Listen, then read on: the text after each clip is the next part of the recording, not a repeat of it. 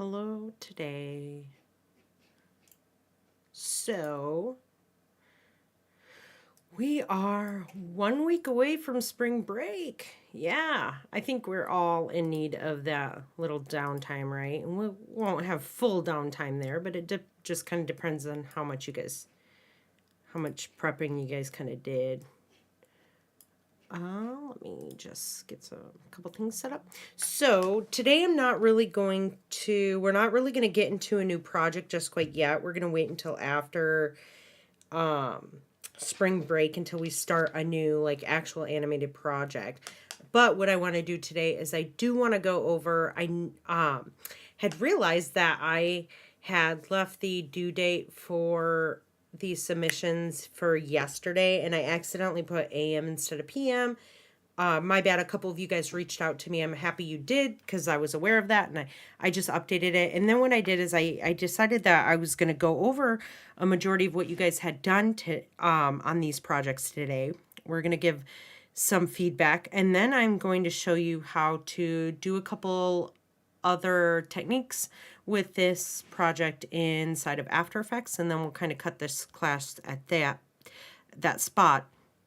And then on Thursday, what I wanted to do is introduce you guys to the revision round and what that's really going to all entail, and kind of going over how revisions work and what I'm looking for when you guys get the revision work done.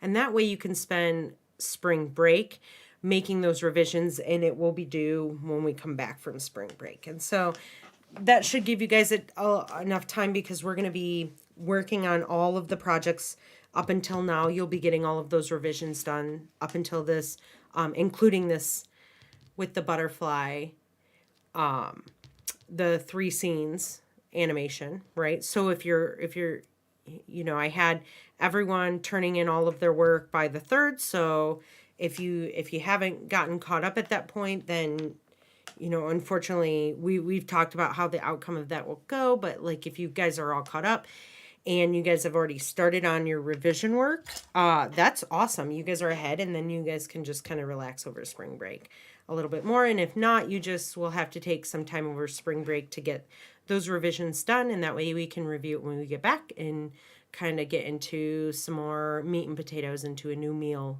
of animation, right? Some fun, blah, blah, words are hard. More fun things coming ahead. I promise. And so, with that being said, I did download. You guys are killing it so far in class. I see a lot of good choices being made, right? Let me extract these.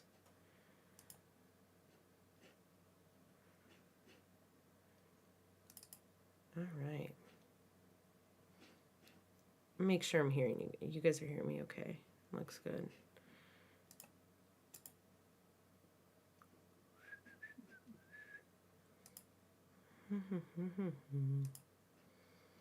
Hey, Sarah. How are you today?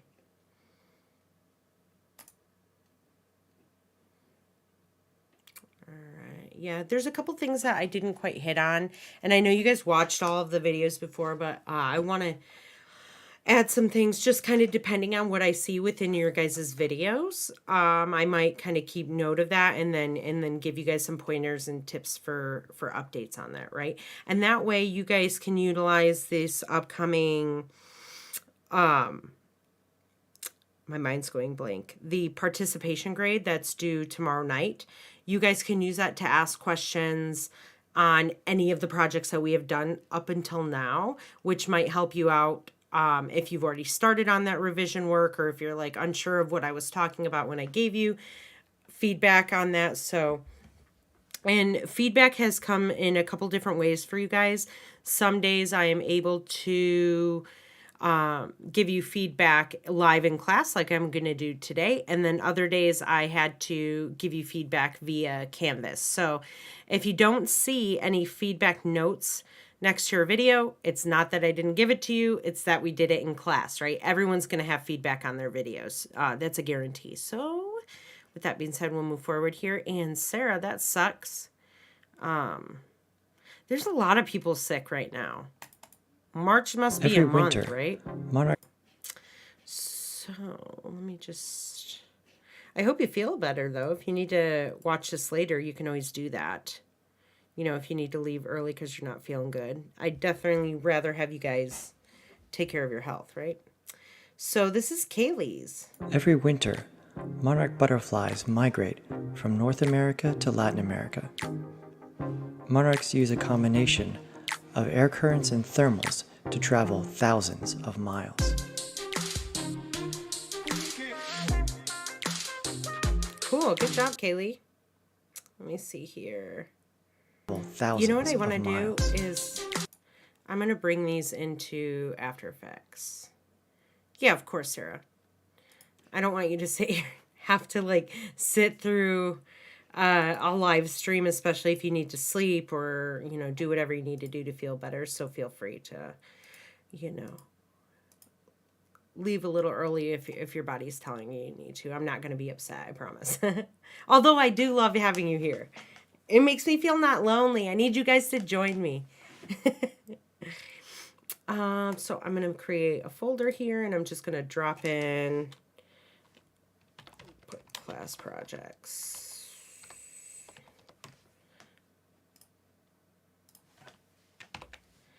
Import.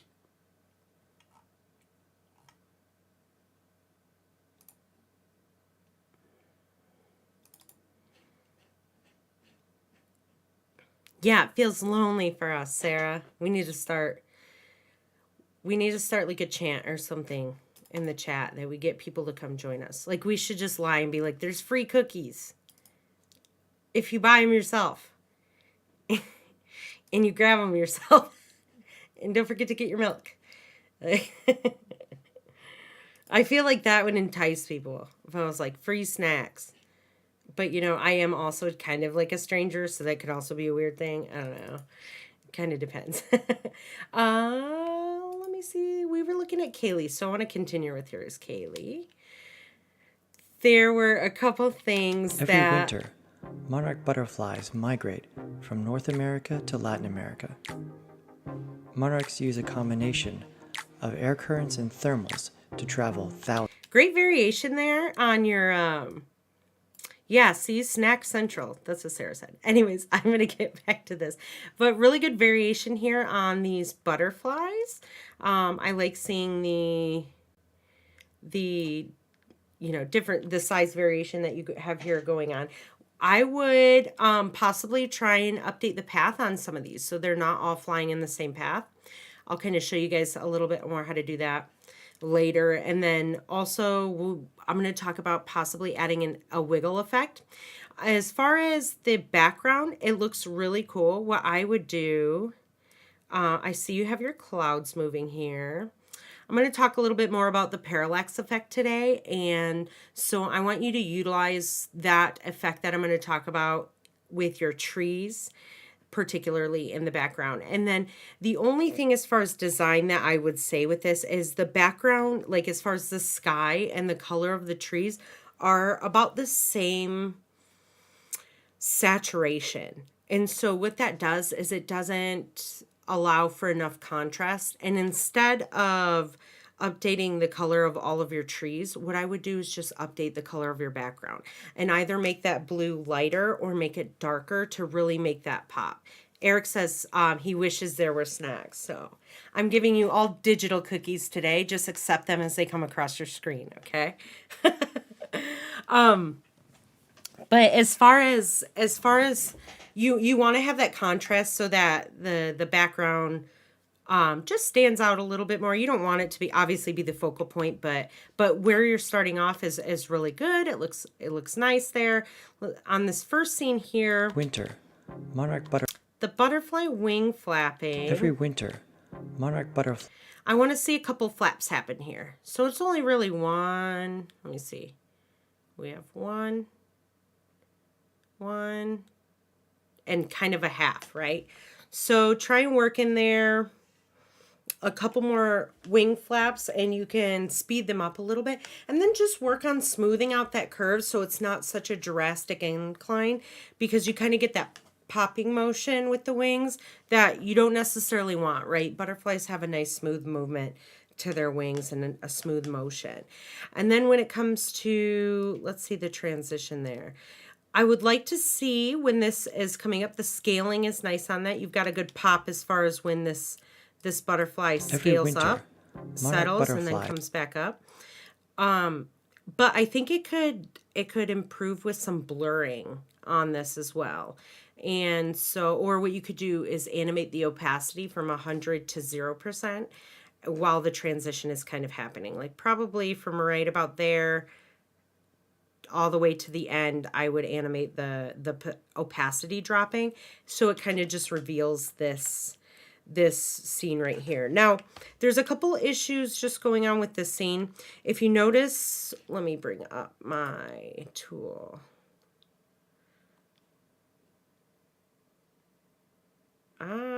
So the chat already has snacks. I'm not cool and I can't really eat over chat. Unless you guys want to hear more mouth noises from me, which I think there's plenty right now. So this one. Okay, right here, the path isn't, like your paths are off, right? The butterfly looks like it's moving in the same path when it animates, but unfortunately they're not lined up to each other, which means either the butterflies moved at some point, like the butterfly composition that you pasted the path to, you moved that path at some point, or possibly what could have happened is you moved the actual path. At some point they didn't sync up, right? And so you want to make sure those sync up, and that the entire time, whoops, my bad, back here, that the entire monarch time butterflies migrate. this is moving along, you notice here that the taper's happening here, and you don't want that, right? You want this part to be centered with the actual icon. Let me do that again. Let's see if I can get that right. You want it centered with there. So it could also be where your anchor point is. So I would check those things and I would update those. The other thing I noticed on the scene is that the animation stops here and it holds there for a second, and you don't want that to happen. One way we can control this from happening, right? We have our whole scene made and the timings looks good on it, but we have to stretch it out, right? That's something that happens often. What you do is you right click on your layer, and then you would go to up to time, and then you enable time remapping. And what that allows, what happens when you select that, let me restart that sentence. I want to say that differently. When you put time remapping onto a layer, it allows you to either stretch or decrease the timing of that layer without having to do it inside of all of the separate components and their keyframes, right? Because sometimes you're going to have a composition which has an animation and it's very complex, and it would take a really long time and be a lot of tedious work to have to go into that pre-comp and adjust all of the timing of the keyframes. And so that time remapping allows you to do that in a quicker, in a more efficient fashion. The thing is you can't do it too much, right? But you will be able to stretch that enough so that while this transition is about to happen here, you're going to be able to cover it. And in fact, we're going to want to see kind of like a circle wipe effect for your transition, and I'll go over that today, and you can implement that into your animation as well. But other than that, like, really good start. I like the illustrations. Good job on the title. I would just maybe make your name bold, and that way we're talking about typography hierarchy, because your name, I would want to see your name in bold and not animation, because I want to look at your name, right? I think that's the most important. And then just fade the video out at the end. Let me listen to the audio. Every Your winter, audio also does not fade. And so we'll kind of discuss that as well. We want to fade the audio at the end of the video so it's like a smooth transition. While you're fading the visuals out, you want to fade the audio out at the same time. So we're going to go over that. But great start on that, Kaylee. All right, Eric, here we go, dude. All right, first of all, cool color palette. I'm digging the matching colors to the Monarch butterfly. I don't know why I keep doing that. I'm so sorry, you guys. Let me stay out of these ones. Let's see if I can close these out. There we go. every winter, monarch butterflies migrate from North America to Latin America. Monarchs use a combination of air currents and thermals to travel thousands of miles.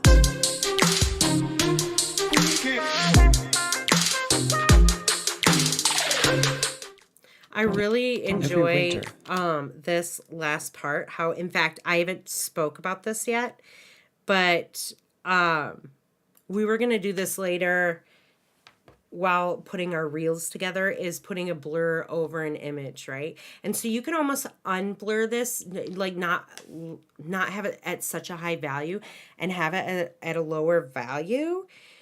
And I think that it would, you can make that out a little bit better. And instead of doing this white transition there, you can just kind of slowly animate that fade all the way. Are you also increasing like saturation on there?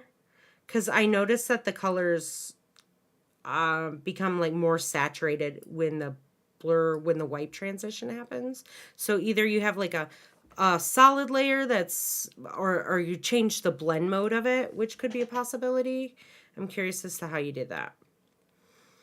I like it. I think it's cool. And then I would just, you could even animate that. If you want to keep this circle wipe on there, that's okay. There's quite a lot of ridges though, so I would smooth that out because I can see that even when it's moving fast. I like your mountain range. We'll add maybe a little bit. The parallax isn't bad here, but what you could do to make it visually a little more interesting is separating out the mountains, right? So if this were my project, I would have this section. Oh, let's see. Maybe not that one. Let's go back. This one. I think all of this I would separate. I think this looks like it's a separate set of mountains. And then this one in the back would be separate, right?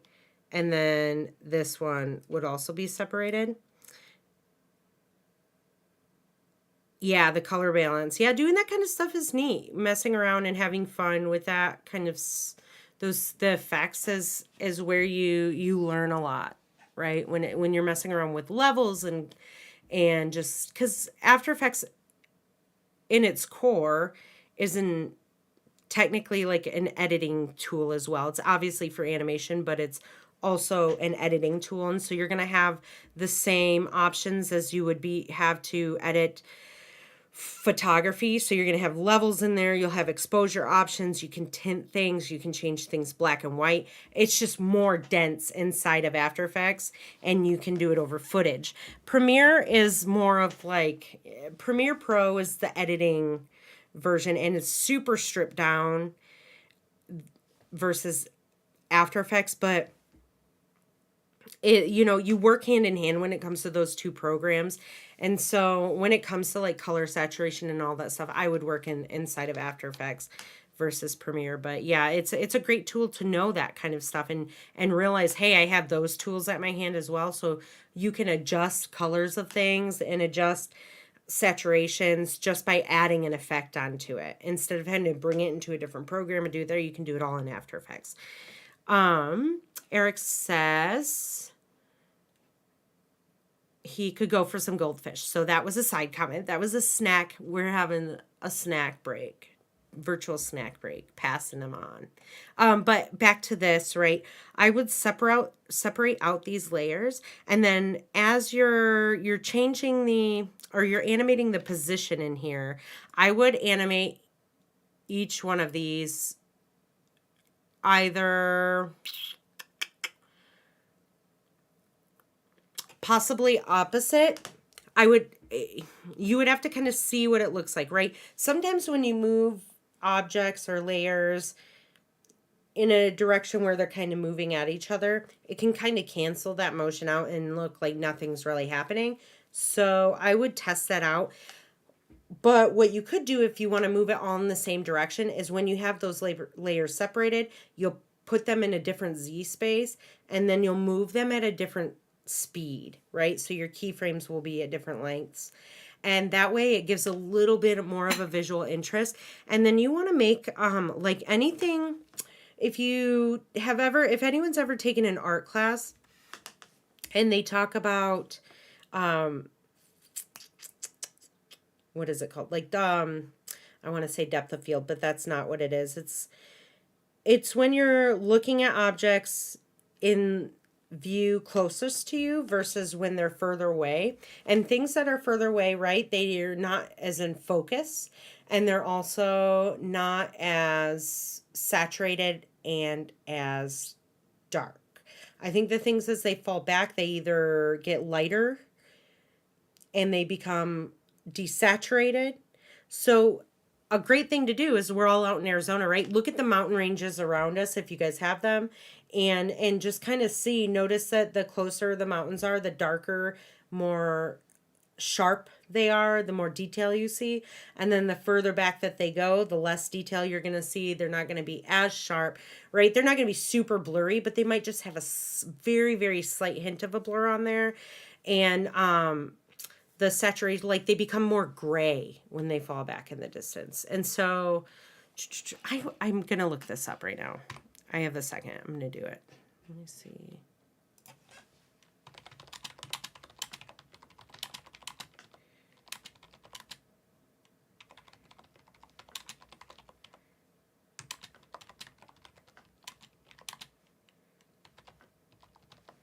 Why can I?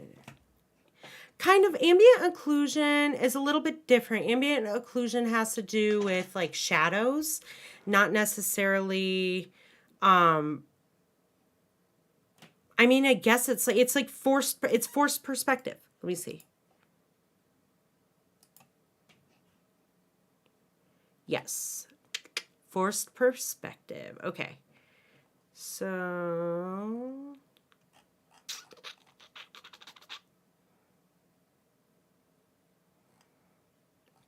I am just reading. Close, so I think you're understanding that. Ambient occlusion is like, that's, ooh, I know we talk about it in video games. It's also in there too. I don't want to tell you something that's wrong.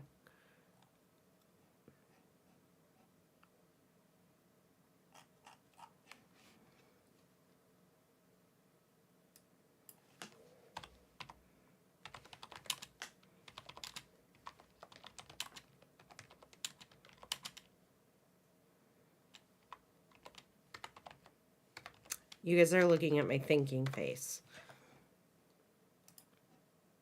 Atmospheric perspective. I was like, I know it has to do something. So atmospheric perspective, you also hear it called like aerial perspective as well.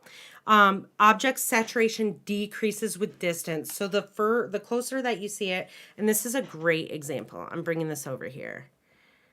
Here we go. If you notice, like everything in the foreground is very sharp, it's clear, the colors are strong, and then kind of like the mid-ground right here, things are starting to obviously desaturate. You kind of see like a haze happening over the imagery, and then in the background, it's like definitely not sharp at all. It's more of like a faded color. It fades in kind of to the sky a little bit more, and so as you go back, things lose their saturation. They lose that sharpness.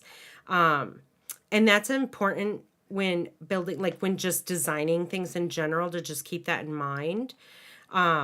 Because it'll allow people to have that sense of depth to your work. So if you could either throw on those, filters, right, that you were using, the effects where you can put them on the layers that are in the foreground and the midground, and to either increase the saturation or decrease the saturation. That's the quickest way that I think you could do that. And then as far as parallax is essentially what I was saying, where one of your layers is going to be moving at a different pace than the other, and it gives this motion, it gives this like depth motion. Here, let me get the actual. Well, so I'm going to do an example of parallax later, but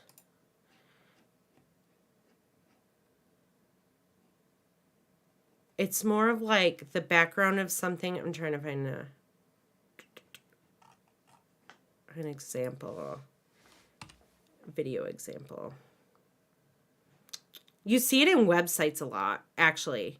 Like if you look at a website and you're scrolling, but the image kind of stays and the scroll kind of happens, that's like a parallax effect that's happening.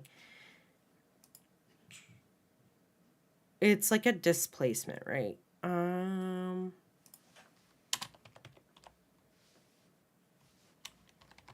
Let me just do it here. It's just easier than me looking up. Yeah, so the parallax will give you an idea like that the background, like things are moving at a different speed. Let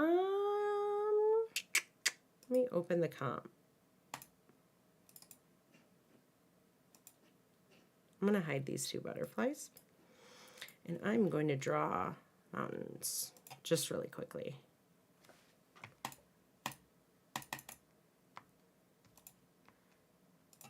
I am just removing the stroke. Let's get it kind of like a stone color here. I'm just going to quickly do kind of mountains, right? There's one. New layer.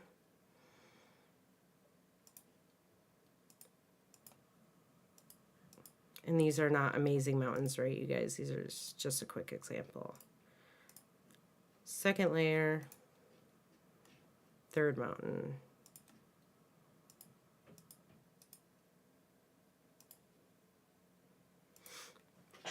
And so then let's say this first one's going to be the foreground. I'm going to type that. Foreground. Is it like that? I don't think there's any. Make sure you guys can see what I'm doing. Foreground, middle ground, background. All right, and here is a great way for you. Let's say the middle one. I want the foreground to be in the front, which is this front one there, right there. Let's change the saturation. Let's try the saturation effect, and then if we don't like that, we can always put on levels or curves. All right, so it's a little more saturated there. It's very, very light. A little bit darker. And then this middle ground one.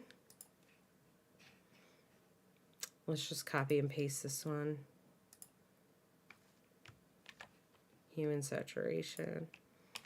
Right there. And then we'll just lighten this one up a little bit.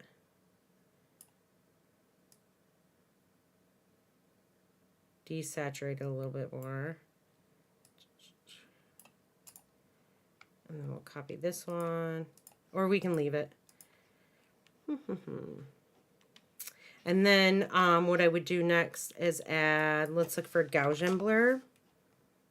Not the legacy, but the blur and sharpen. And we're going to put it on the background layer specifically. And then we're going to just blur that. Let's try 1 pixel. So let's look at that. Nope. Let's just increase it slightly.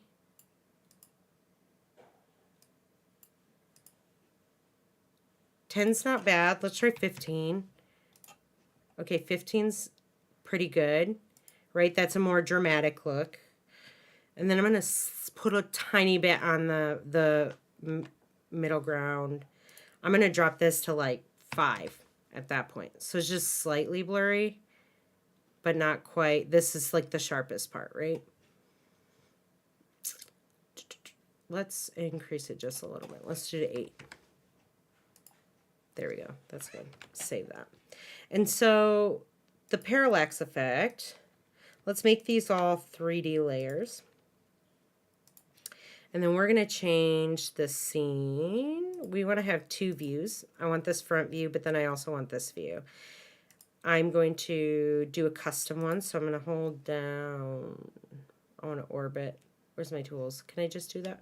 Yeah, holding down C.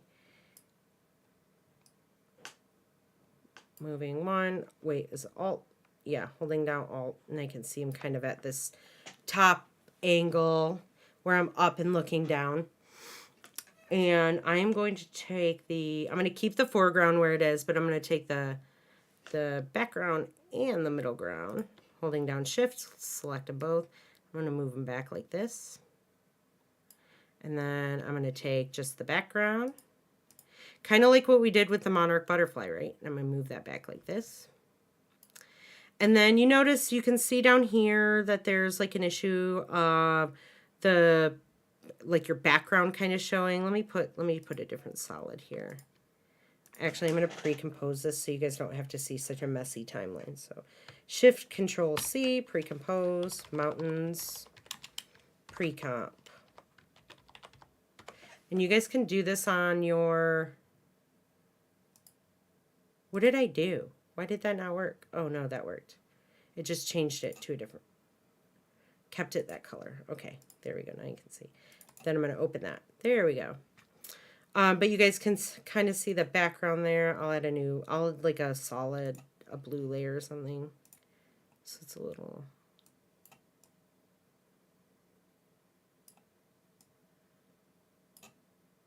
there we go. Should work. It's a little dark.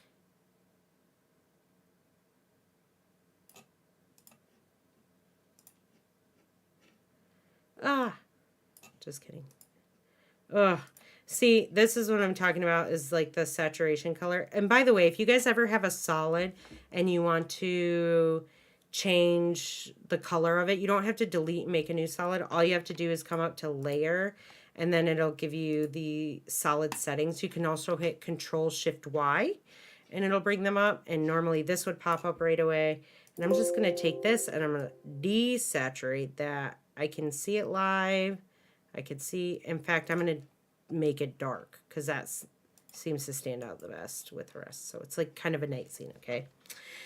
And as this one is moving back, it looks, because it's moving further away, right? So it's looking smaller. So all you have to do is just change the scale of it. So I will go to the background. I'm going to select it. I'm going to hit S. And then I'm just going to increase the scale slightly. So that's then out of, you don't see the background at that point. And I'll save that. And then while you're animating, we'll animate the foreground first. And we're not going to move very far. But we're going to hit P for position. I'm going to start the animation there. I'm going to say it's going to go on for, oh wow, this is 20 seconds long. So we'll just stop at 4 seconds. 5 seconds. Let's do that. And then I'm just going to move it slightly over this way. And then I'm going to do the same with the middle ground. I'm going to hit P. I'm going to keyframe that position right there. And then I'm going to move here, and I'm going to also move that over. We're going to try the same direction first, and then we will do the opposite direction if this doesn't work out well. And then again, same thing, same concept. Wrong, that should be at the beginning. And then now is where it should be moving. And so you watch all this here. Okay, it looks fine, but it's you have to offset the keyframes here at the end in order for it to really sell. There's not a lot of motion, right? In the background, we don't want there to be a ton of motion. And so I'm just going to offset these end keyframes here so that the animations kind of start all at the same time. But then it just adds like a little bit of a variation to that background. Now you can also, the way I would possibly do this is not the, I'm going to undo there. I would keyframe all of the positions again. I would go into a 2 view and having this custom view. And then I would come to the, do that, not do that again. I would come to the end here. And I would push this forward in Z space. So it's like coming more towards the camera. Because that'll look a little bit more visually interesting. Like just a little bit of a grow. You can do either or. Honestly, they both look visually interesting, but we're going to move that over. Let's offset the entire. Let's start these ones. How do I want to do this? First we'll offset the end ones. I'm not easing these at the moment, but you guys should be easing your stuff. I keep moving the background. I'm gonna lock that. Let's leave it like this first. Okay, you're not seeing too much happen.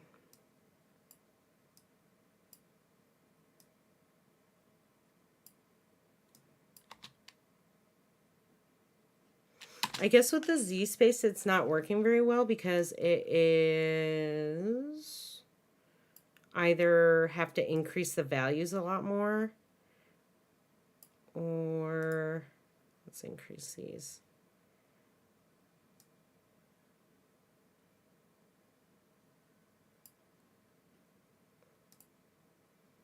I could not offset them. Let's see what it looks like regular, not offset. Maybe that's why. Maybe not changing the values as much. Let's go back. Right? If this ever doesn't work, you guys can always go back to what you did before.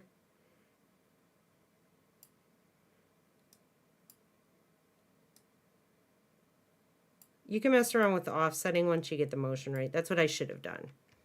That's what you guys should do. Get the motion going and then offset them, right? So the forward one would probably move the furthest, closest to you as far as the foreground. And then the middle ground would move a little bit more. And then the background would move the least amount. I think that's what I'll do. And that should give it enough variation.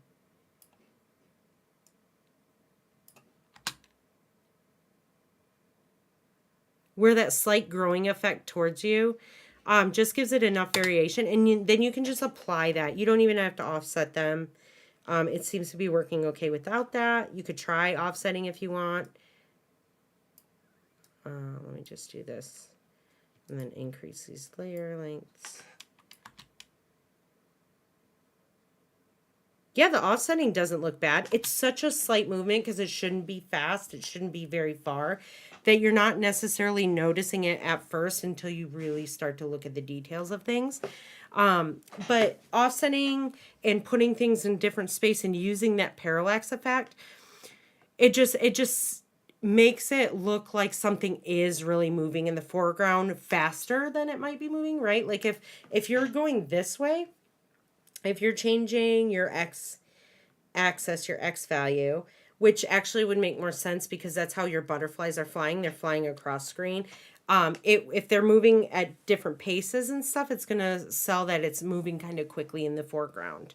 And the background is slowly moving, like as it goes further and further in distance, it's moving for slower and slower. So let me try that one again. Let's take that theory and really test it this time. We're going to keep that there. We're going to delete that because we're going to keyframe the position again. And then this time we're going to move. I think before we did same direction. If the butterflies are moving this way across screen, it would actually go the opposite way.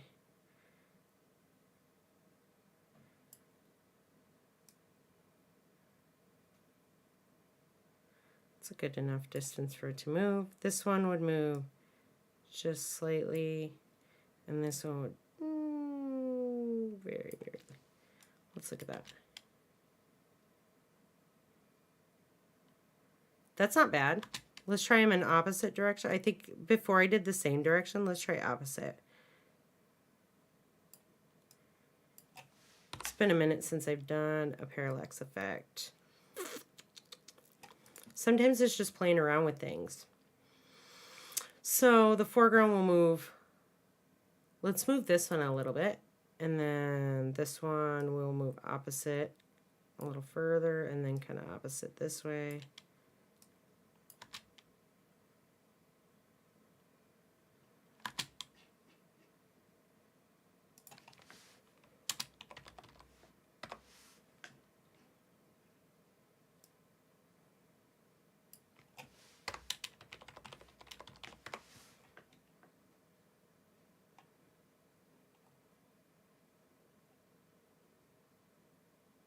It should be moving the same direction, not opposite.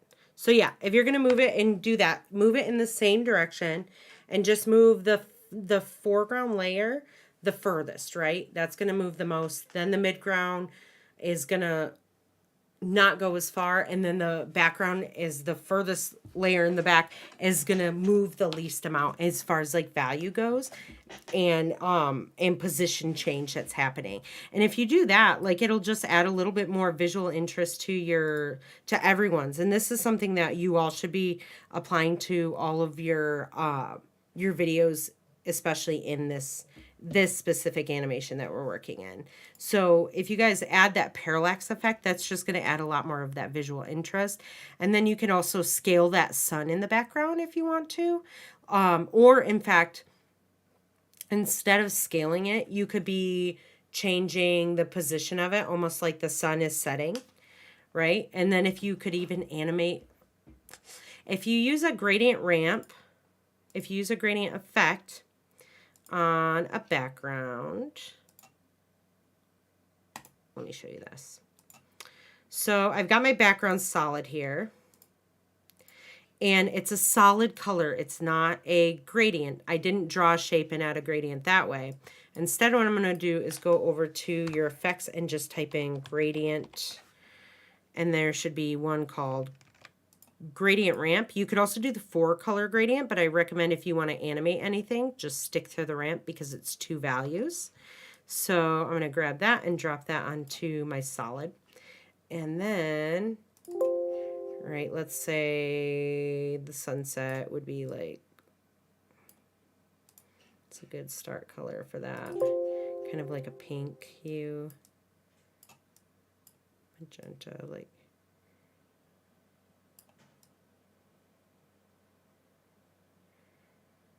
Or kind of orangey, actually. Let's stick to like the orange. There we go. Okay. Something along the lines of like a sunset, right? Well, you can actually animate. So the start point, if you can see up at the top, is right here. It's this little, it's behind this little vertex, and it's this tiny little circle. And there's also one, there's also one right here. That's the end of the ramp. And so if I were to move this around, it will move. If you notice, it's like moving the gradient, right? So all of a sudden the pink starts here and the purple, or the purple starts here and the end is the pink, and it's over here. And you can pick these up and you can manually move them around like this so that you can change your gradients. But the nice thing is that this is keyframeable. So let's say that your sun is setting and we want to take that, we want to take the specific end gradient, maybe start it up higher here, and you just have to make sure it matches up with the sun animation, the position change of the sun, and you'll hit end color, you'll hit the keyframe there. Then you're going to move forward on your timeline, say, my fingers are going wild today, my little Jimmy Deans are going crazy.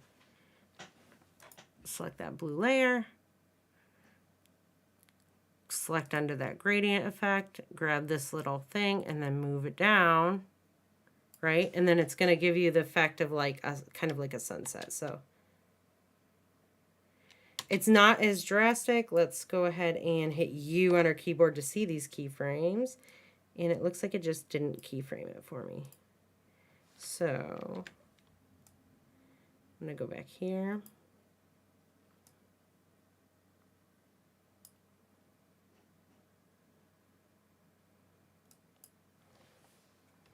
I'm going to delete that. I'm going to keyframe the end color. This one, it looks like you can't just move it and the value change will set a keyframe. You actually have to manually set another keyframe value there. And let's see if that will work. It should work. Why is it not working? Oh, here's why it isn't working for you, or for me.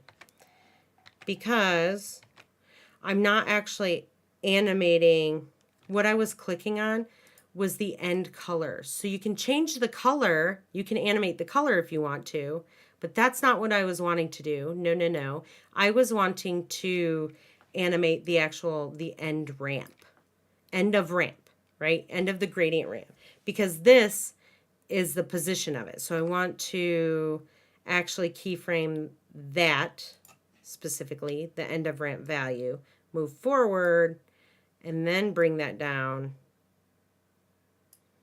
making sure it keyframes that again. Let's hit U. There we go. And now if you can see that that sun is setting, right? So that's another technique that you guys can implement into, what happened? It changed views. I must have hit, I told you guys my fingers are on their own plans today. Active camera. But that's another way to like add visual interest into that, because you've got this awesome sun in the background and this really cool gradient. You can animate that gradient. I believe you could also do it.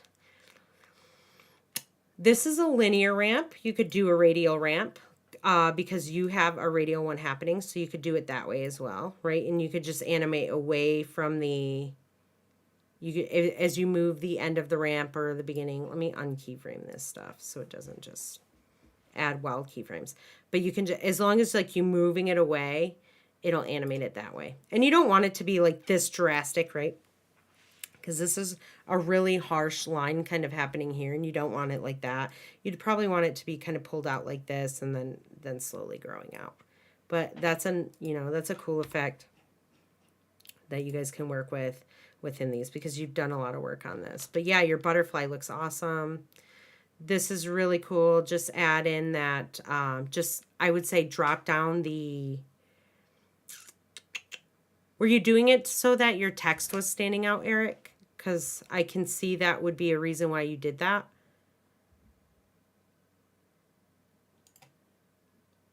Maybe just drop the blur down a little bit and see what it's like. And then if you have to increase the size of your text, increase the size of your text a little bit. The other thing that I would say is making sure that your butterfly, if you notice the flapping's kind of going over your body right there. Specifically, so just take this body and Z-Sprace and bring it forward, or push these wings back a little bit, and you won't get that happening. There was another one. Oop, here I go, going crazy, clicking all over. This is a neat transition into it. I will allow it, okay? The thing that we're getting here is a little bit of a weird kind of glitching going on. You're going to have to check to make sure that your composition is also a 3D layer. So when you come out here and you're in your main, so you have your pre-comp here, you move over to your main comp, and then you start to play. You want to make sure that it is also, I think, marked as a 3D comp. I think that might be an issue. Let me know if you had what the issue kind of was arising, or like where you were having troubles here, because it's duplicating the butterfly there, which we don't want. And then you're also missing this wing. But this one seems to be okay. And then as we move, as it plays a little further, you notice the same things happening, the tapering here, and the path of the butterfly is kind of mismatching to the icon specifically. And then you don't have to have the tapering happening here. It looks better if the line weight is the same all the way up to the actual icon, because it looks like the icon is drawing it on. And then as the icon moves further away from the tail end of the path, that tail end is just kind of tapering. So it gives it this impression of it's more like a tail, right? Visually, we're checking there. I see you have this wipe animation. Throw in the other animation. I throw in that that same circular, the circle wipe there. I would do that one. Every winter. Or, I mean, no. I'll allow it because you still did a wipe animation, so I'm okay with Monarch butterflies migrate from North America to Latin America. that. Sounds Monarchs really good. use a combination I would maybe just turn down the music one more notch, 1 to 2 more notches. of air currents and thermals to travel thousands of miles. Yeah, because at the end there, it hits really loud. So, and I think my audio, where's my audio at? I'm at 100%. So if I dropped it down to 50.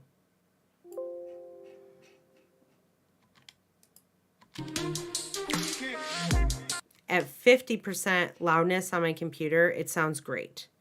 But, so I would just adjust the music levels and drop it down a couple notches, and then make sure you fade out at the end here, because I don't know. No, you faded out and you faded out on the thing, so you did awesome there. Good job, Eric. Really good job. Good start on this. Minimal stuff to really change. All stuff that will, you know, strengthen what you've already done. I'm going to close these out. Let's go to Asia. All right. Okay, so we're missing a voiceover. Cool backgrounds, and we want some animation on this. That's okay, you guys. I did I changed the due date for this to tomorrow night, which gives you a little bit more time to kind of get it completed. But since I'm going over them right now, I'll give anyone who submitted it in Canvas right now, you'll get credit. I'll put your grade in, and then you'll just apply this feedback, right, for your revision round. So, all right. So first thing I'm noticing is we need a background here. We're gonna have to throw in a color, but your illustration looks really cool. I like your monarch. The popping up of the. Let's have some. So it just kind of scales up to the right size, and you want it to be at 0% here. You don't ever want it to be that small starting off, because this is how the video is going to start, right? And this is your first frame of your video. And already I'm like, what's in the middle? You know, I'm just kind of questioning that. So make sure that's at 0% scale. And then when you're bringing it up, you're going to want it to pop into place. So it's going to kind of overshoot and then go back. How do we do that? Let's go back into our, let's go into our mountains pre-comp, since we're already working here. I'm just going to kind of make this, hide these layers. And then I'm going to create a circle. Let's create an ellipse, holding down Shift. And let's center it in the middle of our composition. Again, you guys probably noticed that my shapes automatically center my anchor point, and that is because it is a setting inside of my After Effects. If you go up to Edit, then down to Preferences and to General right here, you're going to click on that. And if you have, where are you?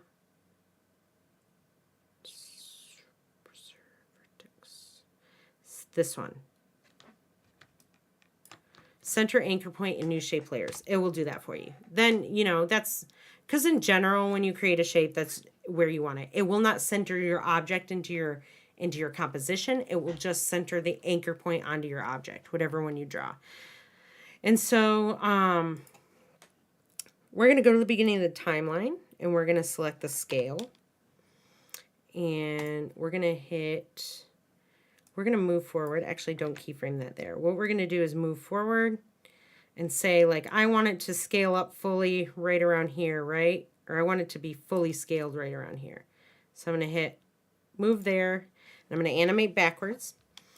And then I kind of want it to, like I said, I want it to overshoot before. So right here, instead of getting small right away, I'm going to get a little bit bigger. I'm going to go to like 105.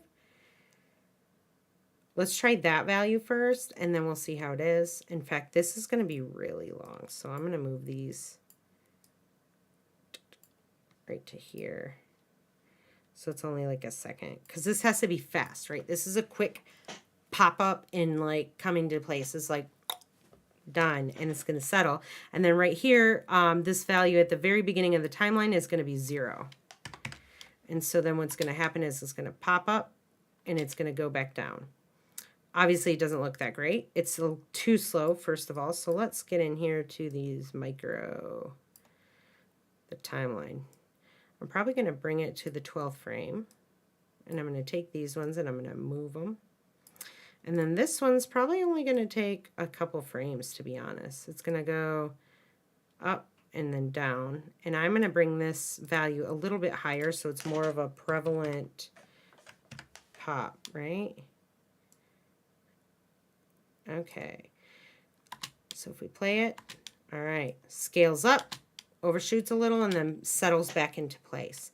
Now we're going to want to ease this. So I'm going to select all of these keyframes, including all of the keyframes. There we go. And I'm going to ease them down here, making sure you guys can see it. And then I'm just going to change the easing of these keyframes and the shape of it, because I kind of want it to move quickly into, I want it to kind of quickly go up and get into the spot. And then I want it to, instead of easing into this last keyframe, I kind of want it to pop right into there, right? So I'm going to go nice. So it gets big and then it settles down. It's a little too slow, to be honest, for my taste. I'm going to select all of them again. And I'm just going to take this and bring that in a little bit more so that it all happens within a half a second. That's a nice smooth movement. You could even have it a little bit faster. The problem with sometimes adjusting the speed to where it's too fast is it can start to look kind of jerky, and you don't want that look. So just like adjust the timing to where it's still a smooth motion. Like that's pretty good. That's actually really nice right there. So if I just kind of bring this over to here, we can watch replay of it. Nice quick movement there. You could have it a little bit longer. I wouldn't mind. But you want it up on screen. The whole point of that, right, is that it's scaling up and it's introducing the icon of your butterfly that's flapping already. The animation of the butterfly flap should be happening consistently when you're scaling that circle up, because it's essentially sitting inside of the circle, right? And so you want to scale this section up. This is not the main part of the animation. This is just like a nice little appetizer to what we want to see. The main part of the scene is that butterfly flap. And this happens quick enough that it introduces the butterfly in a cool way, and then the butterfly can flap on screen a couple times, and it fits within that voiceover, right? We want it fitting within that time of the first statement or the first fact that is being said over the voiceover. And so that's how you get that icon shape to just kind of pop on a screen right away. So I would definitely do that with this age shot. And then when you scale up, let's do that scale up real quick too. So we've got it. Let's get out of this graph. Let's go back to our dope sheet. And let's say it's been on screen for, let me just kind of time this out in my head. So I'm going to want a couple beats after it pops on. 1, 2, 3 wing flaps. So about 2 seconds here. You're going to measure the timing with the voiceover. In fact, let's do that kind of. Closing that. Where's our main comp?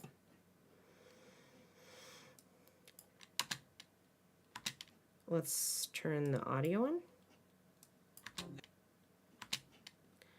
put it in single view. The more stuff you have on screen, the harder it's going to work on here. And then I want to view the levels. I want to see. Okay, so by the time I hit halfway through, Every winter, monarch butterflies. Because right here's where you're going to want to have your transition happening. Any dead space that you see inside of your voiceover when it comes to looking at like the levels and the waveform of the audio, you want to make sure that that's the area where the transition is going to happen. You don't really want the transition always happening when there's something being said. You want that scene that is supposed to be over that specific part of the voiceover already on screen happening. It can tail off a little bit into it. Like there can be a little bit of overlap in the first word or two, but in general, this is visually where you'd want it to happen. So I can already tell this happens a little too late. So I'm going to move back over to that pre-com, and I'm going to retime this. It needs to be shorter, so I'm going to hold down Alt, and I'm going to bring that down. And then that means in 8 frames, winter. It's already going to be on. It's going to be flapping. Every winter. The Monarch butterfly. So at about 1 second, probably 1 second, 4 frames, that's where I'm going to do the scale in of this icon. Because this is a good spot to do that. And then I'm going to want to end it around 1 second and 16 frames. So keeping that in mind, I'm going to go into here. And I'm going to go about 1 second, 4 frames. And I am going to add an additional keyframe that's the same as the last, right? We want it at 100. And then we're going to scale it all the way up. So we don't want to go past this 16th frame. I'm probably going to go here to the 12th frame in. And then I'm just going to massively scale this until it's like way big, right? Especially because you're going to have your butterfly in there. You want that butterfly zoomed in as far as you can. And then I'm going to play this. It's going to zoom in. Now, if I had another object here, let's just draw something else on this. Let's draw like a star in the middle of it. I'm going to draw it specifically on the shape layer so that it's included with it. And then I'm going to just change the color here to, let's do the orange to represent your butterfly, right? Okay. And so while that star is zooming in, you would want it, if this is your butterfly, you'd want that butterfly fully zoomed in, like almost off screen. And then what you're going to want to do is you're going to want to change the opacity of your pre-comp inside your main layer. So as this is starting to zoom in and go out, right? In fact, you would probably want this. You could also do this on the actual pre-comp. Let me back that up. Let's backtrack that. You will be doing this scale animation on the pre-comp of your icon with the butterfly in it, right? So just keep that in mind. That's kind of what I'm doing now. Like this is, pretend this layer is an actual pre-comp and it's got my butterfly on it and the star is the butterfly, blah, blah, blah. I'm sure you guys are keeping up with that. And so as it scales up there, you're going to want to change the opacity at the same time. So if I hold down Shift and hit T, it'll bring up that opacity parameter as well as keeping what I have on screen. And I'm going to hit U and U again to just kind of clean that up. And so I only have 2 things. And then right about here where it's fully scaled all the way up, I'm going to change that value of 100 to 0. And then let's just kind of look at how that looks. And it's real quick. And it's just going to kind of fade out to reveal whatever else would be underneath here, right? So if I had this Monarch butterfly comp under this foreground, let's see, it would kind of reveal it, right? Let me just move the butterfly comp so it's like revealing the butterfly. So there's nothing here. Here comes a bubble. Boom, it reveals that butterfly because it's fading out as it's scaling up, and there's your reveal. There's your transition that's happening. So that's kind of what I want you guys, that's exactly what I want you guys to do in this section right here. That's why I want you to change the opacity as well as that scale. So it's not just like a cut, a hard cut. Whenever it goes from one layer to the other and it's end to end and there is nothing happening in between, that is called a hard cut. And that is kind of what's happening here. And we want to see transitions, right? Now we're getting to more complex animations. And we want those transitions just add a visual element that makes it more exciting to watch. And so it's important to put those in whenever we're doing like a fully animated video or in general, like animating or editing videos. And it just continues that storyline. You don't have to have it on every single change of a scene, especially when it comes to video editing. If you have a fade from one scene to the next on every single one, it can be repetitive and kind of boring. And so a variation is good. But when it comes to animation, and this is only like a 3-second animation, have those transitions in there because we want as much as we can in this video. Here you do a really good job at that path animation. Just make sure it doesn't taper at this would be the end taper, I believe. So just make sure it's not tapering right over here and that it's only tapering at the start or at the beginning of wherever the path is right there. And then let's see, it stops here as well. This is where you're going to have that circle transition. Let me show you guys how to do that circle transition real quick too, since we're already on here. In fact, I already kind of did with this, but this is a different way. Let me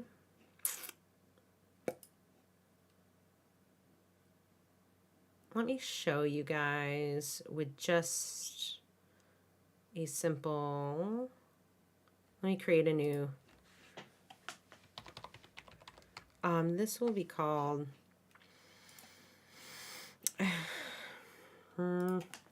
what do I want a circle wipe. That's what it is. Circle wipe transition. This is going to teach you guys a little bit about matting. And so what I'm going to do is I'm going to create 2 solids. One will be this blue, perfect. And the other one will be new solid. Let's make the other one like a pink or a green. That's a really bright green. Okay, green works fine with me. So we have a green solid and we have a blue solid. And we're going to say like these are your composition examples, right? So let me just change the names on this. Comp 2, Comp 1, just pretending. Let's order these, right? Because it's going to start off with the blue comp, and then we want it to reveal. Actually, in this particular instance, you want whatever comp that is, whatever composition or pre-composition that you want to be revealed is going to be on the top. Okay? And so we start off with this blue one, and then it just switches to green. That's essentially called your jump cut, right? Jumping from one scene to the next, no transition. That's your hard cut, your jump cut. And so I'm gonna grab my shape tool. We'll do it with star. Let's have fun with this star today. I haven't used one in a long time. And I'm gonna hold down Shift. I'm gonna just draw a star. Doesn't matter how big it is. And then I'm gonna center align it into my composition.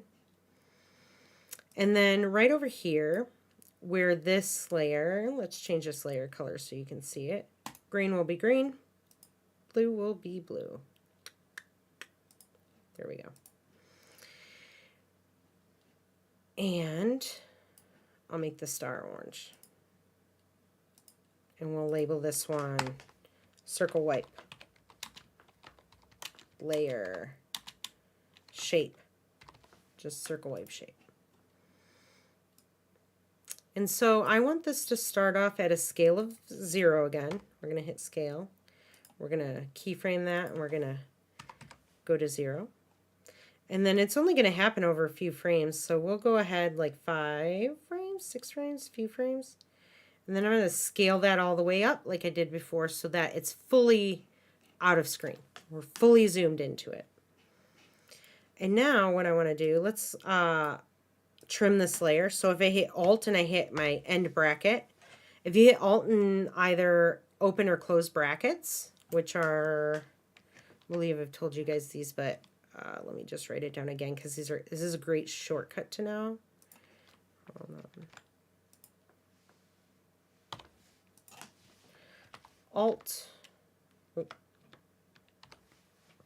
Alt plus closed, wrong one, closed or, well, this is an open or close bracket, will trim your equals trim layer. Oh, my eyes are going nuts. It doesn't look as bad on your thing. On my screen, it's like, my eyes are crazy. And so now what we want to do is essentially reveal this green colored layer with this circle shape or the star. I'll hit star. I'll put it what it actually is. I just noticed that, so I'll put star wipe shape. I'm not going to hate on you guys if you do a star, but it probably won't look as good. I'm just going to let you know. Like design-wise, this is like an outdated old thing. The star is an outdated old one. You can do the circle wipe is definitely a better one. But I won't knock you guys down if you use that. But I really recommend don't using a star. Don't use the star. But so what we want to do is we want to add a track mat. Mine happens to already be opened right here on my layers. But if yours is not, you will just want to look down at this area here and you want to select this one. Ooh, this one specifically. You want to make sure that's toggled on in blue. If it's not, this won't be there. So just make sure that you click on that and it should be there. And so the general rule with a track mat, like if you guys want to think of like a definition for a track mat, it's revealing the layer below with the layer above. So whatever shape you want it to reveal with, it has to be on the top of whatever layer you're trying to reveal. And so then I'm just going to, under the star wipe, I'm going to say I want to reveal cont'd. And so then instead of it just cutting, why isn't it doing that? Maybe this one, it should do that.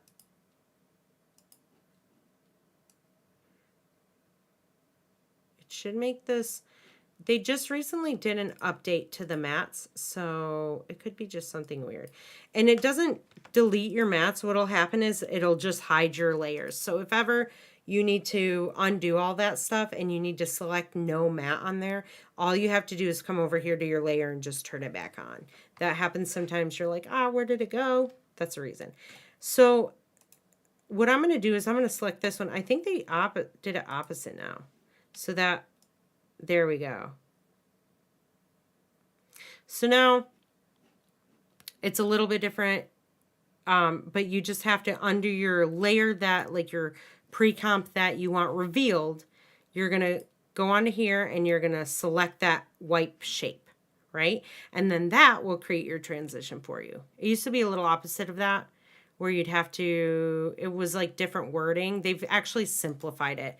So that's kind of nice that they have it that way. And then it automatically takes that orange shape away. And then it just uses that shape as like a cutout to reveal whatever scene should be there. And so that's how you do like a wipe transition. You can do that with any shape, any animation type. It's just a really cool way to kind of customize your videos.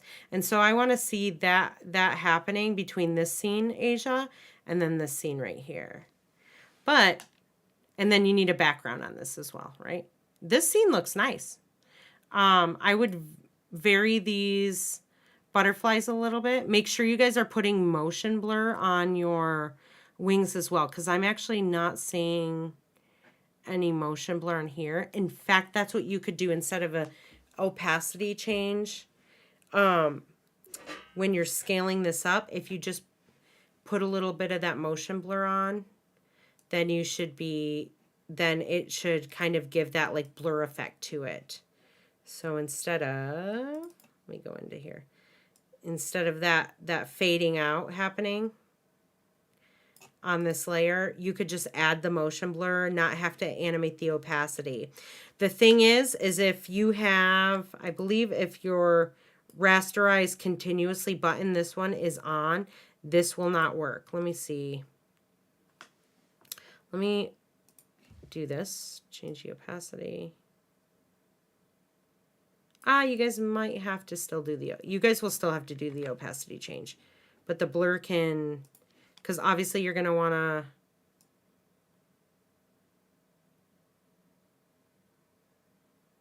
let me see if I move that in, if it's going to still do that. The blur particularly looks like atrocious right there on mine, because all of a sudden let me play it. Not as bad there. If I'm playing it, it's not that bad. Let me move that back. Yeah, as long as I'm playing it, the motion blur doesn't look that bad. So make sure you're adding motion blur onto these and also onto your butterfly wings. Let me see if I have it on mine. Amanda, best practices, right? You guys deserve, yes, I do have that motion blur on there. So make sure you guys are putting that on there. Eric, check that as well. Same with you, Kaylee, since we already went through your guys's. Check for motion blur. I'm going to close these out because I showed you how to do that wipe. Transition, and then this looks really nice. Add that parallax effect into there as well, Asia, with these mountains and stuff in the background, and I think you'll be good. And then we'll want to update the path. The path variation on yours is really nice because I see like this one, this butterfly is coming down from the top. I would just add some more butterflies on. Throw like several more on there and you should be okay. And then this looks all right, but your sizing is way off, right? These are the same size and we don't want that. We want your name to be bigger. Remember our rule of 2 times as big, or at least at minimum 2/3 of the size of whatever the largest headlining font or word is supposed to be, right? So I would rather see your name standing out more. And then, so you could keep this one smaller, make sure this one's bold, and then bigger. So you need to make that change. And then I don't believe it's animated, so you need to animate them opposite directions. Just a position change. Make sure you guys are also easing keyframes. Overall, though, Asia, good start. I believe in you guys. And here is Brian's. Every winter, Missed that first part. every winter, monarch butterflies migrate from North America to Latin America. Monarchs use a combination of air currents and thermals. That looks awesome to there with all travel those. thousands of miles. That's really cool, Brian. I like that a lot. And you added a little bit more of a, I don't know if everyone else did that, the type on effect. I like that.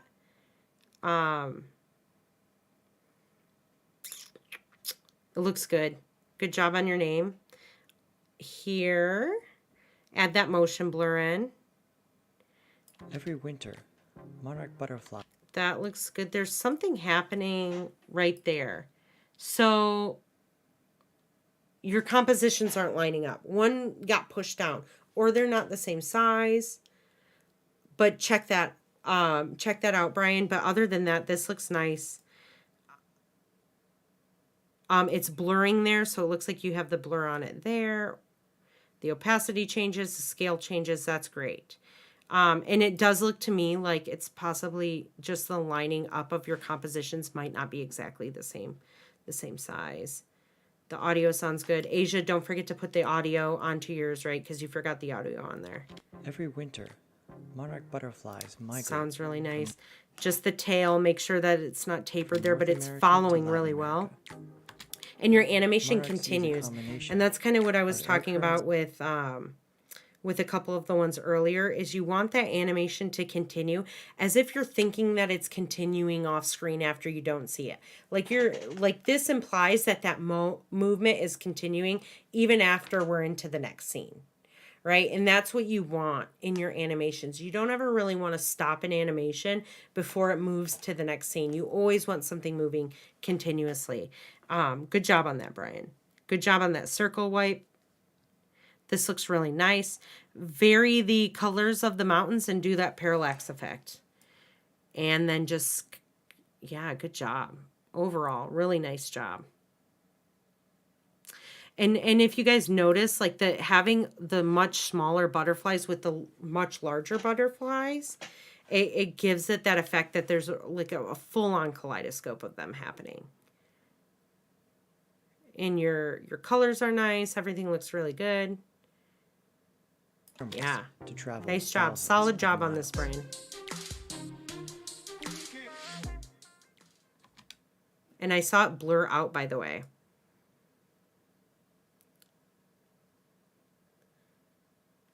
Or you're having like it looks like a transparency, like you're adjusting the opacity, animating that.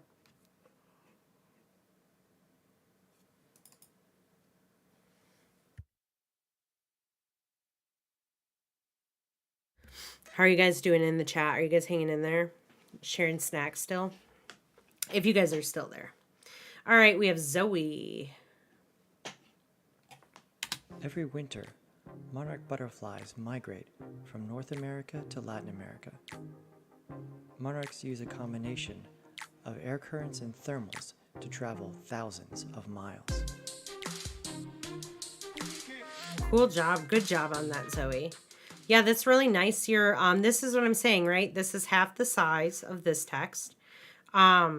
You could even do, this is all lowercase, which also gives that the hierarchy that this might be a little bit more important than name. And animate, yeah, that's cool. You could even capitalize all of these if you want. I'm not going to make you do it, but that looks really nice. I would consider the rule, the title action safe. You're going to want that there. This is slightly, possibly, let's turn it on. Oh, no, you're within it, so I am wrong. Let me move that forward and see if it goes out of bounds, though. Ah, right there, slightly. I don't think that's that big of an issue, but we need to fade out. We need to fade out the visuals there. Did you do that, Brian? I think you did. Right. Yeah, just fade it out. Yeah, you're good there, Brian. Let me hear the audio. Yeah, good job, Brian. You can cut that video short right there. It doesn't even have to go beyond that. But same here, Zoe. So I would cut the video out or fade out at least your name. Every winter. Great pop going on there. Let me see here. Center that. The butterfly is off. This is why working with the title action safe on is a great idea, because you can see it's too far below. And so you want to either adjust your anchor point, especially because it's scaling from here and you don't want that to happen. It's off, right? And so you're going to want to change the anchor point of this composition, this pre-comp right there, to the center of the butterfly's abdomen. This is a nice illustration, by the way, Zoe. And then center that into the center of the composition. And then you should have about, between the top of your circle and the top line of your title action safe, you should have about the same distance as you do at the bottom. It might be a little bit different because of where the abdomen of the butterfly is, but it should work out there. And that way, when you scale it in, it's scaling in from the center of the abdomen, and it's not like off looking kind of weird, right? So I want all of you guys to think about that as well. Good fade, add that blur on there. This looks particularly really nice. You can just, I would just, the tapered strokes at the ends here, I'm not a big fan of. That's why I keep saying don't do it. It looks a little funny to me. If you guys want to keep it, you can keep it, but I prefer it not to be that way. But I do like your color palette particularly. And then just add that parallax effect kind of happening. Break these mountains up. Or what you can do is if you guys don't want to break the mountains up, you can duplicate the mountains. You can flip them. And then you can just add those saturation or like a levels effect inside of After Effects to that. And that's just a really quick way of making them instead of having to illustrate more mountains. But nice kaleidoscope effect here, Zoe. I think you're using the wiggle as well on there, which I was going to show everyone how to do. So I will do that right now. Inside of, let's show these two, right? Because these are our butterflies flying on. Winter, Monarch. So here is where I animated the butter, right? These are pre-comps, and then so inside these pre-comps, the butterfly is just flapping its wings. And then right here, I animated, you know, I copied the path, right? Well, what's nice about this is I can take this specific, if I select this keyframe here, this point, it is this keyframe, and I can move this around. So I can change this path specifically. So if I want this one to go, for some reason, this butterfly to kind of jerk and then go back up, I could do that, right? Because Monarch butterfly. And it kind of bounces in the air a little bit. So you can add variation that way. That way, if you're like, if your butterfly is still on screen at the end, that seems to be something other people deal with too. Like your comp's already done, you've already transitioned in the other thing, but let's say you wanted to use this for something else and your butterfly is still flapping at the end there. You just have to select that keyframe. Let's click off of it. You just select that keyframe and then you just scoot it on. Oh, wrong. Select that keyframe there. And then you just move that keyframe. Okay, it's not going to happen again for me for some reason. I'm going to select the keyframe right there and then just move that forward, right? And if I do that, then it will make sure that that butterfly is finally off screen because I'm just adjusting the path so the path is longer. But I wanted to show you guys something to add a variation to these butterflies, which will kind of give it this random movement, right? And that is an effect that we have, and it is called Wiggle-Rama. Let me go. Where are my effects here? Okay, effects and presets. Under here, you just start to type wiggle. Now, there are different types of wiggle. The wiggle gelatin is going to kind of move something. I think that moves in your X position, and I think it just kind of, it also works with the scale and stuff, and we don't want that. The only kind of wiggling that we really want to happen is the position. And we can pick this position wiggle right there, but this Wiggle-Rama seems to be one that works a little bit better because we can vary things. We have just a little bit more options with this one. This one changes, I believe, all of them. Let me see. So this one changes the rotation as well. And it also changes the scale, which we don't necessarily want. Whereas the gelatin one, let's see what that one does. If I were to take Wiggle-Rama and delete it, let's see what that gelatin one does. Monarch butterfly. Not much. Let's increase that value. I think this one's... Ooh, scale width. Winter. This one, yeah, this one's weird. The gelatin one is definitely one you don't want to use because I think what it does is it's transforms like some kind of the property in a different way so that things aren't evenly transformed. Like obviously there I had control of the scale height and the width, so it's changing those separately so it kind of looks more like a gelatin glob, and we don't want that obviously. Let's just change the position. Let's put the position on there and see. That's not a good one either. The wiggle rama, yeah, we're going to stay with that because that gives a little bit of a rotation option, which will be cool for this. I don't want, however, the scale to change. So you don't really have to worry about this transform section here. This is where obviously you guys can see there's like expressions happening on these things, on these values right there. And we're not really going to mess with them. So you don't want to delete it, but you just want to hide it, right? And then up here, these are your wiggles per second. How many wiggles are going to happen within a second? This nervousness is kind of how jittery it's going to be. Let me move up here so you guys can see a little bit better. Yeah, so your wiggle per second is how quickly it's going to happen over a second, or how many wiggles will be happening over a second. The nervousness is how jittery the movement is and how jerky the movement is. The position is how many pixels in either direction, X, Y, Z, doesn't matter, that is going to move, okay? And then, so it will either move 25 pixels up, sideways, down, over, sideways, back, that way. Then you have the rotation.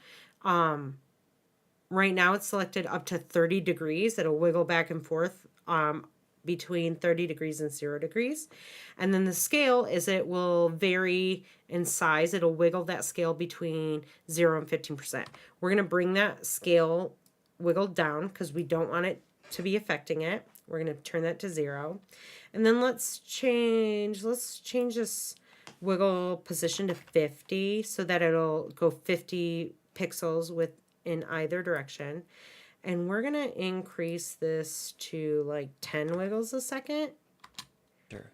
Monarch butterfly. And then if you notice, Every winter, it's kind of shaking a lot. So let's change this down to like 10 degrees. We don't want the rotation to be that crazy. Every winter, Monarch butterfly. In fact, I don't think I want rotation. Let me bring that down to 0. Maybe I do just want the position. Every winter, Monarch butterfly. But it's kind of giving the butterfly I'm going to increase this to 25. It's giving that butterfly like a random movement. The value, I accidentally hit 285. Notice it defaulted to 100 as the value, and that is because it can't go above 100. The value can't go higher than 100 wiggles a second. That'd be crazy. In fact, let's look at it. I'm going to warn you guys, if anyone's has seizures or anything, you might not want to watch this. Like he's just shaking like crazy. Let me see. I'm going to change this to 25. And then I'm going to increase the nervousness. Let's do this like 5. Let's see what that kind of looks like. Monarch butterfly. It gives it just kind of this random movement, right? Because butterflies are going to be affected by other things like wind gusts and just the weather that's happening around it when it flies. And this just adds a little bit of that variation in there to kind of add that randomness. That's a little too jerky for me. I'm going to just drop this down to I'm going to drop it back down to 10. Let's see the nervousness. Every winter, Monarch butterfly. Maybe it's the nervousness I don't like. Let's bring this down to, we'll put it at 2. Let's increase this back up to, wrong.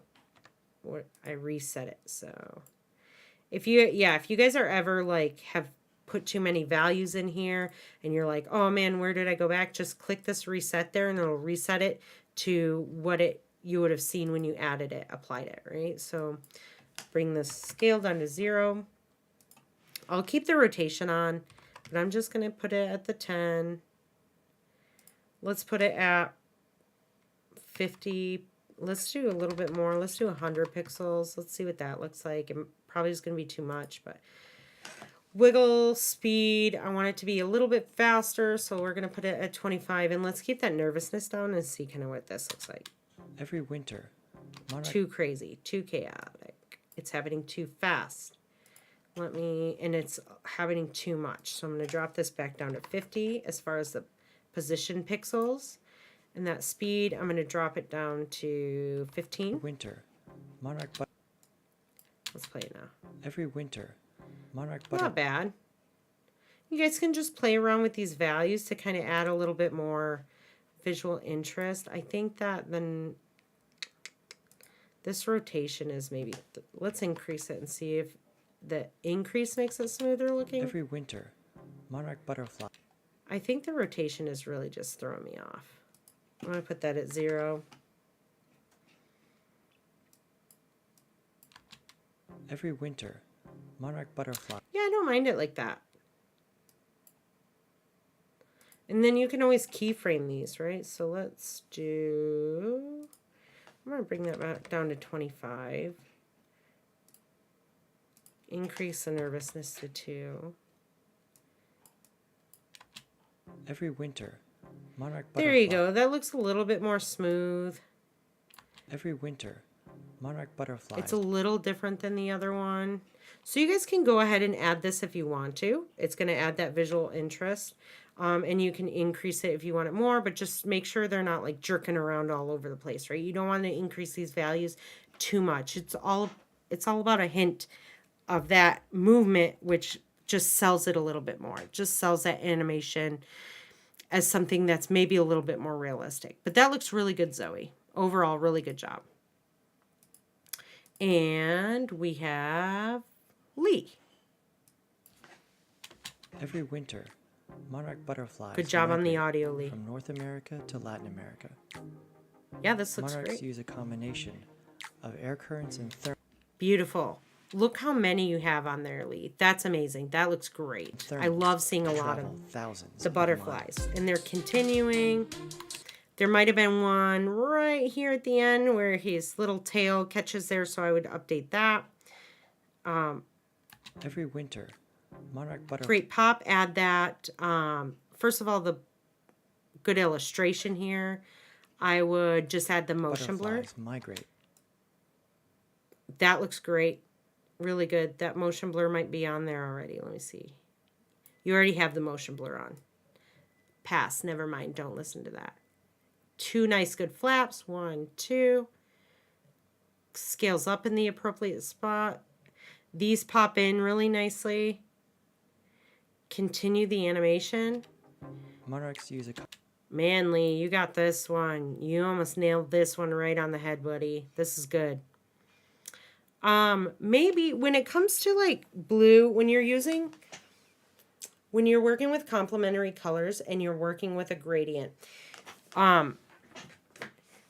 when it's too much blending happening in the middle, it can kind of turn muddy, right? Because when we mix complementary colors together, we're going to get kind of like a brown muddied out color, and that's not what we want. So I would just adjust this gradient so that either you can add an additional color like a pink or a magenta in the middle, or even a like a very light purple, which will kind of ease that that color gradient in a little bit more and just look visually more appealing, because purple has both warm and cool tones in it.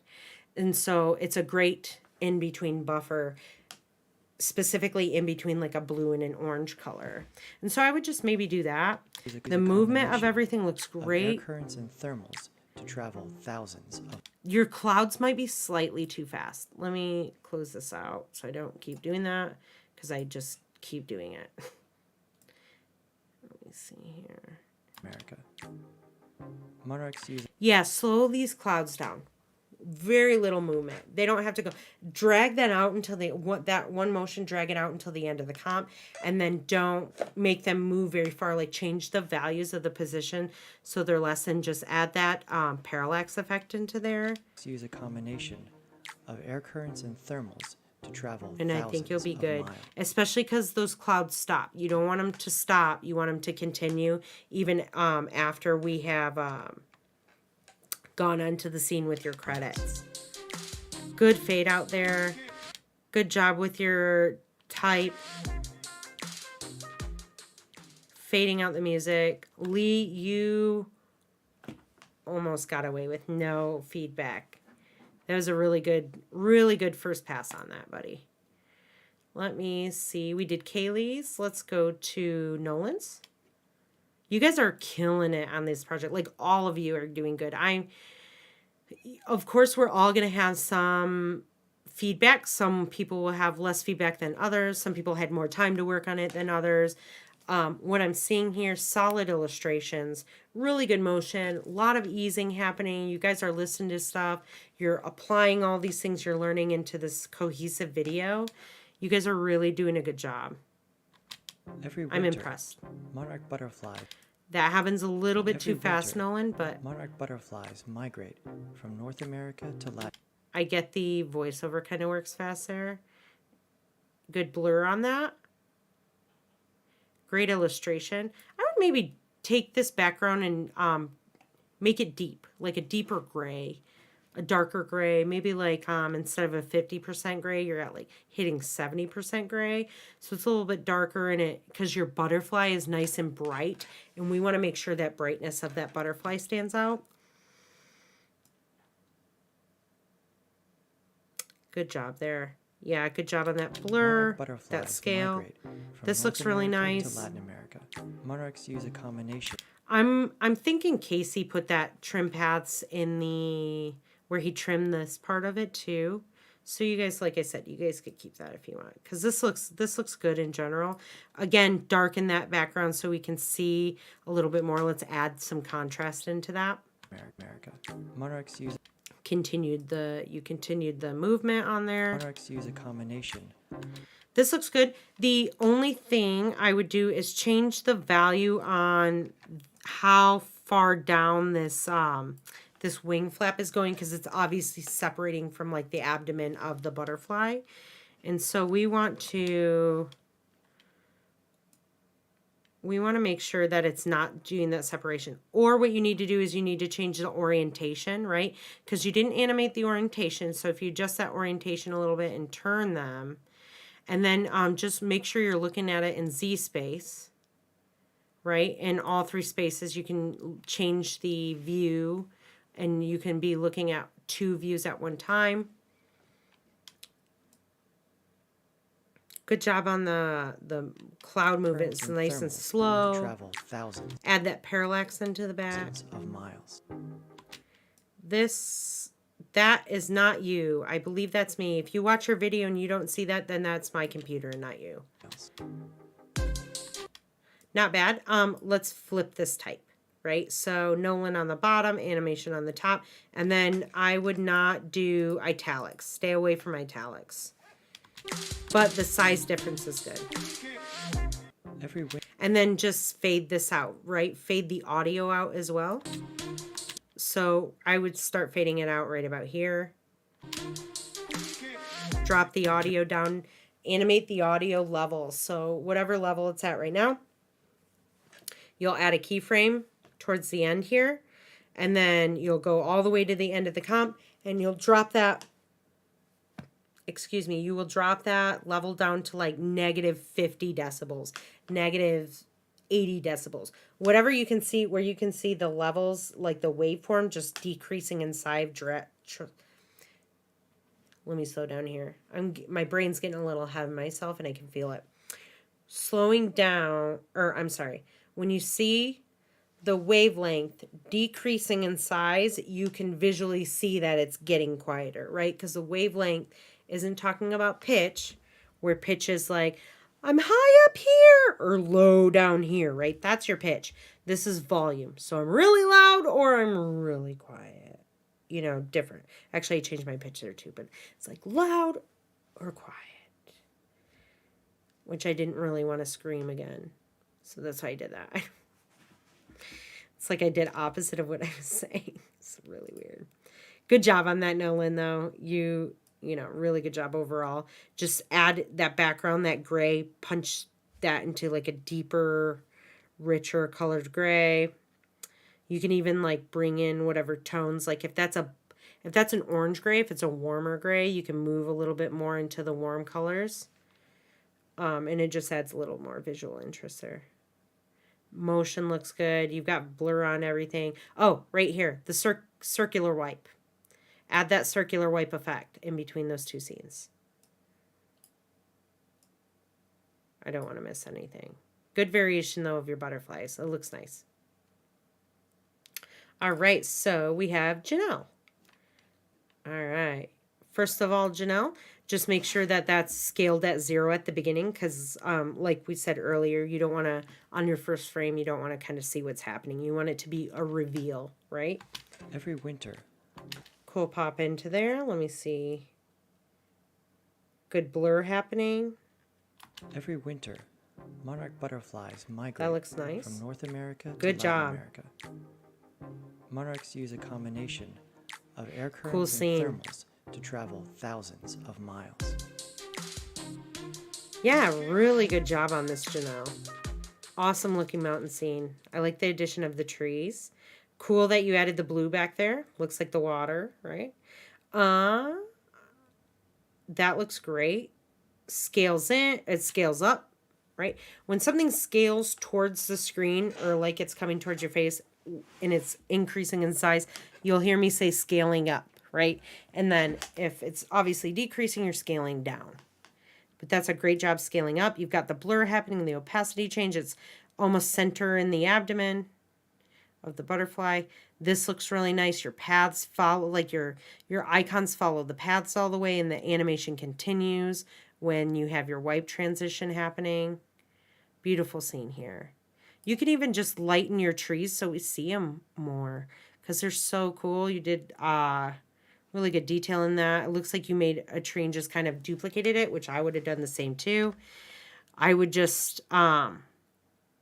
you could either have these ones in the front darker and then it going lighter, or just changing these a little bit lighter so that we can see them against the background of your mountain, like against the mountains, because these colors, again, similar saturation, and so they just kind of blend into each other.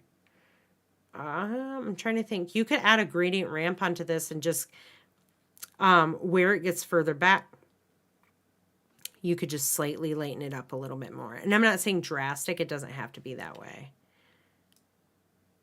Add the parallax effect on these mountains, though, because your mountains are sweet. Like, they're really done well. So I would just, they're separated well. This is exactly what I was talking about the great example of that atmospheric perspective happening here, right? Because these ones are darker, more crisp. You can see them. And then we start to, like, lose, like, the color. And then back here, very light, kind of not in focus, not the first thing you look at, that's the one that you look at last, right? You're all looking at that mountain range and your eyes move from the front to the back. And that's what you want to happen in any kind of design composition, right? You want your eye, if you look at something, let's say a magazine layout or just a video in general, when your eye is picking up on one thing, that's mostly where everyone else's eyes are picking up on, right? And that's why you use hierarchy of design, of type, of just like layout in general, is so that you move the eye through the composition, whether it is a page in a book or whether it is a video with an animation on it, right? You want your eyes to focus on one thing. And that's why, like, especially here, movement obviously is going to be the first thing we're looking at. So the first thing we're going to see are the butterflies, which look great, by the way. Great motion, great variation, great range that you have going on here. And then our eyes are going to pick up on the other subtle motion that's happening, which are the clouds. And then our eyes going to kind of like, we're going to like see the overall design, right? We're going to be like, wow, that's happening. And thermals to travel everything else of miles. Kind of falls in line. Nicely done there, Janelle. Great fade out on the audio. Monarch butterflies migrate from North America. Minimal feedback for you there. Good job. All right. So we have Yvette. Sweet. Same thing, Yvette. Start off at 0%. Every winter, monarch butterflies migrate from North Separate these two right here so that they're not right on top of each other. We want to see these to be different paths, and it kind of looks like they're the same paths, just mirrored, like this one's mirrored, and we don't want that. So separate paths for all of these ones.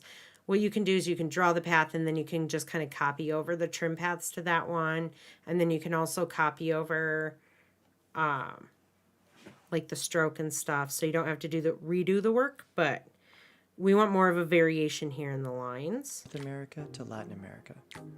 So they're not Monarchs use a overlapping, but they can, combination. the motion continues.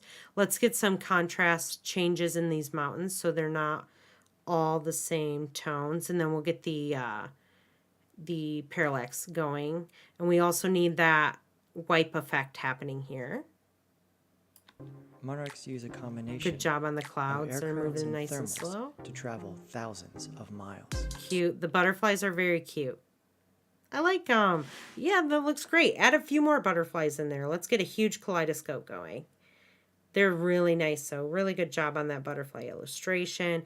Great job on the wing flaps of that. Like the motion of these butterflies is very, very smooth. And that looks great. That is exactly how you would see a butterfly kind of flying around outside. To travel thousands of miles. Great job on that, Yvette. I would also no italics.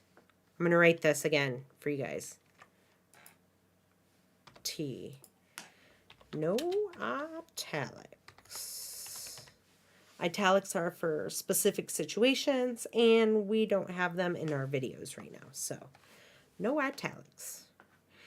And then I would just maybe make either your name bold or the word animation bold, and you can make, yeah. And then I think you should be good on your hierarchy there.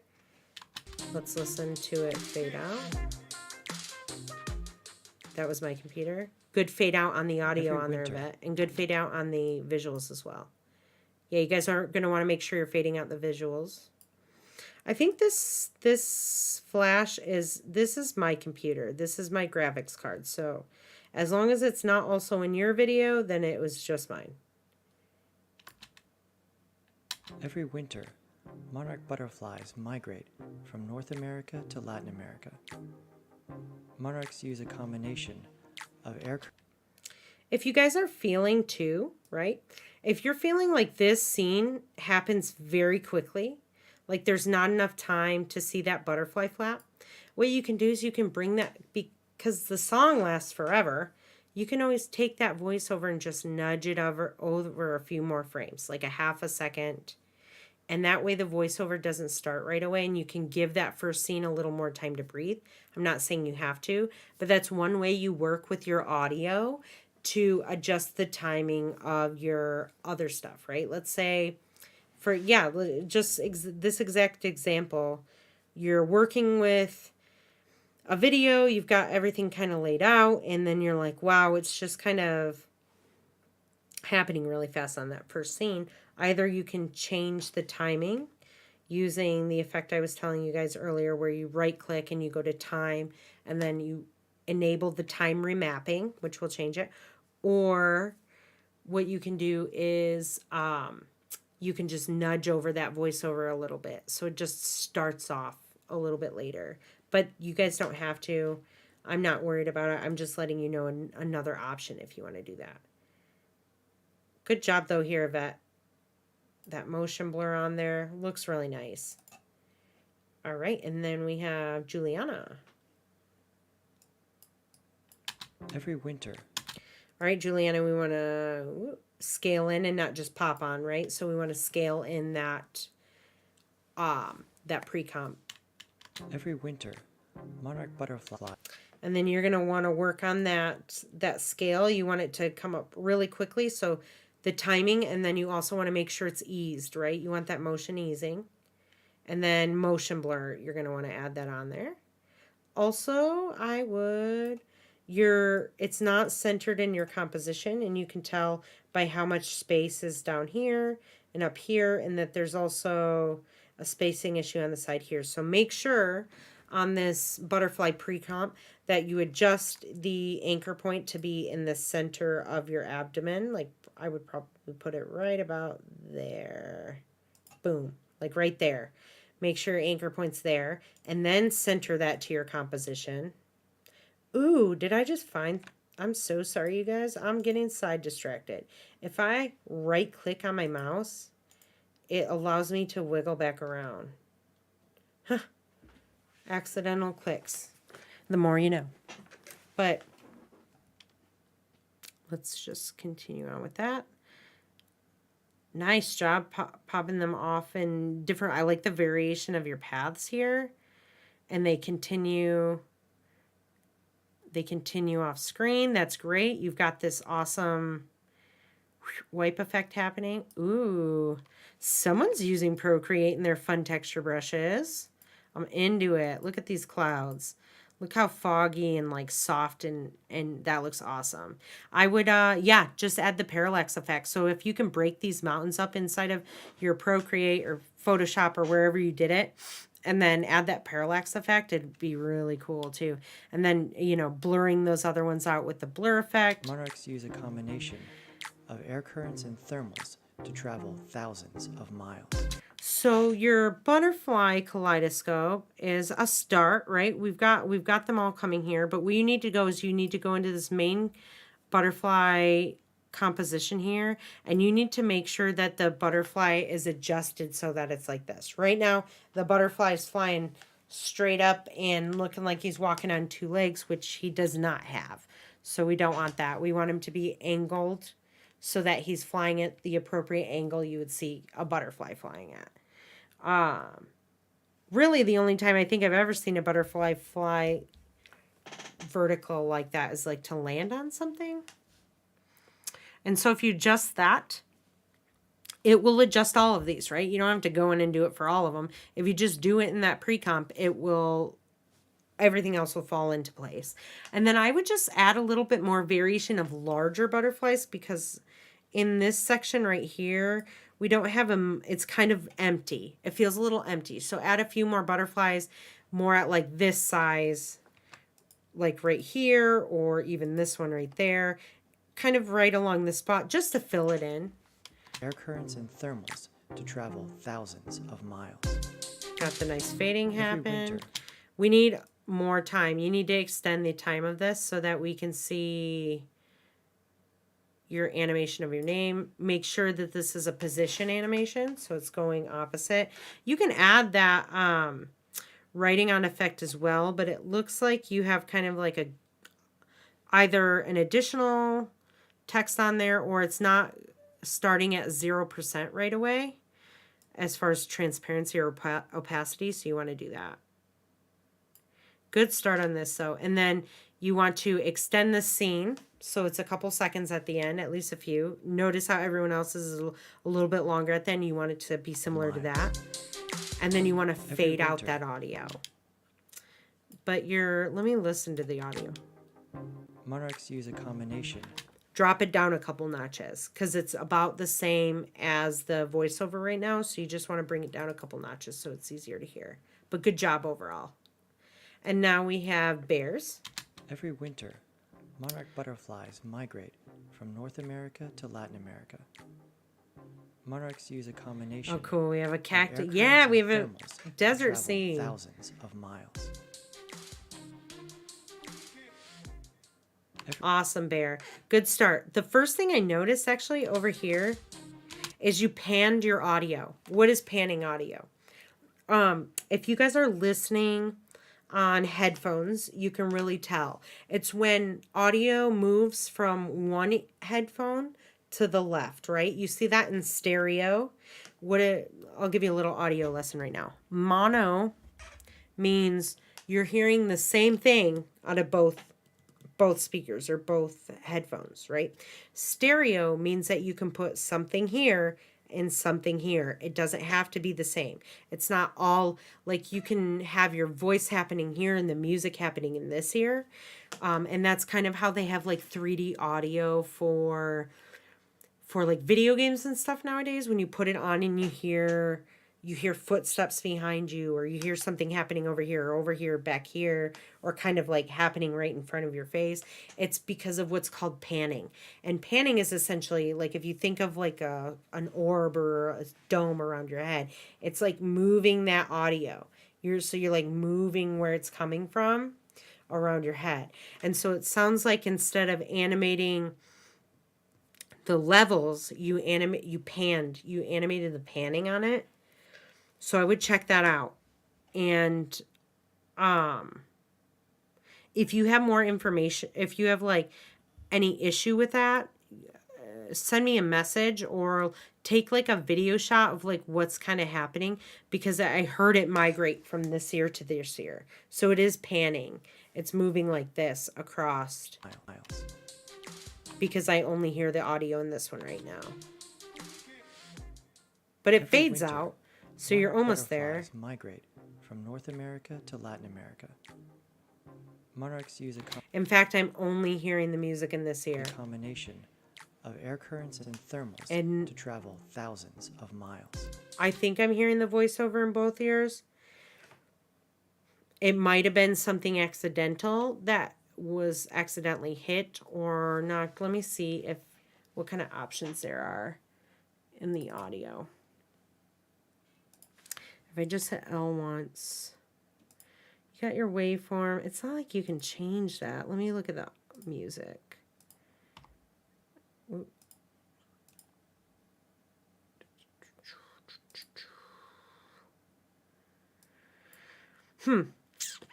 What I might do, Bear, is I might bring this back into your... Bring it back into your project and try and put it back in. And then you can, if you listen to it with, when you're listening to when you're listening with it on headphones, if you have some headphones, try listening to it that way and you'll see what I'm saying, because you'll hear only in your right ear. If you're not hearing that and you're not seeing any kind of issue, just write me or whatever. Let me know. Let's see, go through and kind of show me what's happening inside your composition, and we'll work it out for you. We'll figure it out, right? Because it doesn't have an option to pan here. So I don't know if you had maybe brought the audio into like a mixing program, or if you brought it into Audition to work on it a little bit more. These have been processed already so that they don't need to be brought in anymore and worked on. Specifically for you guys to use, so you didn't have to do that. But if you did, just let me know. And that is one thing I would fix in theirs, because the audio is throwing me off for a loop. The illustrations are really cool. This one, let's center, maybe scale this down a little bit, the circle section of it, or scale your butterfly up so it fills out that, right? We want to see him, and then center him a little bit more in the composition, because he looks cool. Here I go. My Jimmy Deans getting out of control. And when I say my Jimmy Deans, I call my fingers my Jimmy Deans, because it's like Jimmy Dean sausages. It's like when you accidentally hit wrong buttons. I know. I'm weird, you guys. It's okay. I accept it. Let's see here. Add some of that motion blur onto there. Monarch butterflies Yeah, if you add some of that motion blur, it'll be real nice. And then making sure it's like, I don't know what's happening. It's not fully fading out before you transfer to this other one. So either your layer cuts short and your keyframe extends beyond where the layer is, or it's just happening too quickly. So give it a little bit of breathing room there. And then the only other thing I would do in this scene is, because your icons have like a green outline, then either make this a lighter green, like a lot lighter, or a darker green, so that we can pick that out, or a contrasting color, right? Like it could be, I mean, obviously orange is well, with green, it's red, right? So you could make it red, being careful that when you're working with complementary colors, when you have complementary colors butted up right next to each other, it can cause what's like we call it a visual vibration, where it looks like one is moving, and it kind of looks like they're fighting for who should be in front and behind. And that's if they're the same saturation. So if you're going to have complementary colors, make sure one is lighter than the other, like quite a bit lighter. And so I would just change or update the color of the map. Here, as far as like the motion goes, it looks really good. Nice. You pull out nice and far there. That's cool. This is great. We were missing the wipe transition, so just add that in there. Monarchs use a combination I'm digging on the tumbleweed. That's great. of air currents and thermals. Add a couple more tumbleweeds. You know, now you know how to do this. Throw in a couple more tumbleweeds, some smaller ones. And in fact, you can throw them behind these sand layers, which will add a little bit more depth. And then, since these are all separated, add in that parallax effect. To travel thousands of miles. The yellow, let me look at the yellow on, because I think it's like a very slight gradient where it goes from a yellow to a darker yellow. On my stream, it looks okay. On my screen is like, I don't know why. I can't adjust it. I think there's something going on with it, but it's really, the whites are like blown out on it. And so the yellow and the white, it's like extra bright to me, but I think you should be fine. Miles. Good job on the, Every good job winter, down there. Good job on the fade out. Overall, really good job, Barrett. Cool. I'm happy to see a desert scene. Excited about that. And then finally we have Nick.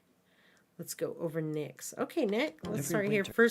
First we want this to start off at a 0 scale, right? Every winter, monarch butterflies migrate from North America to Latin America.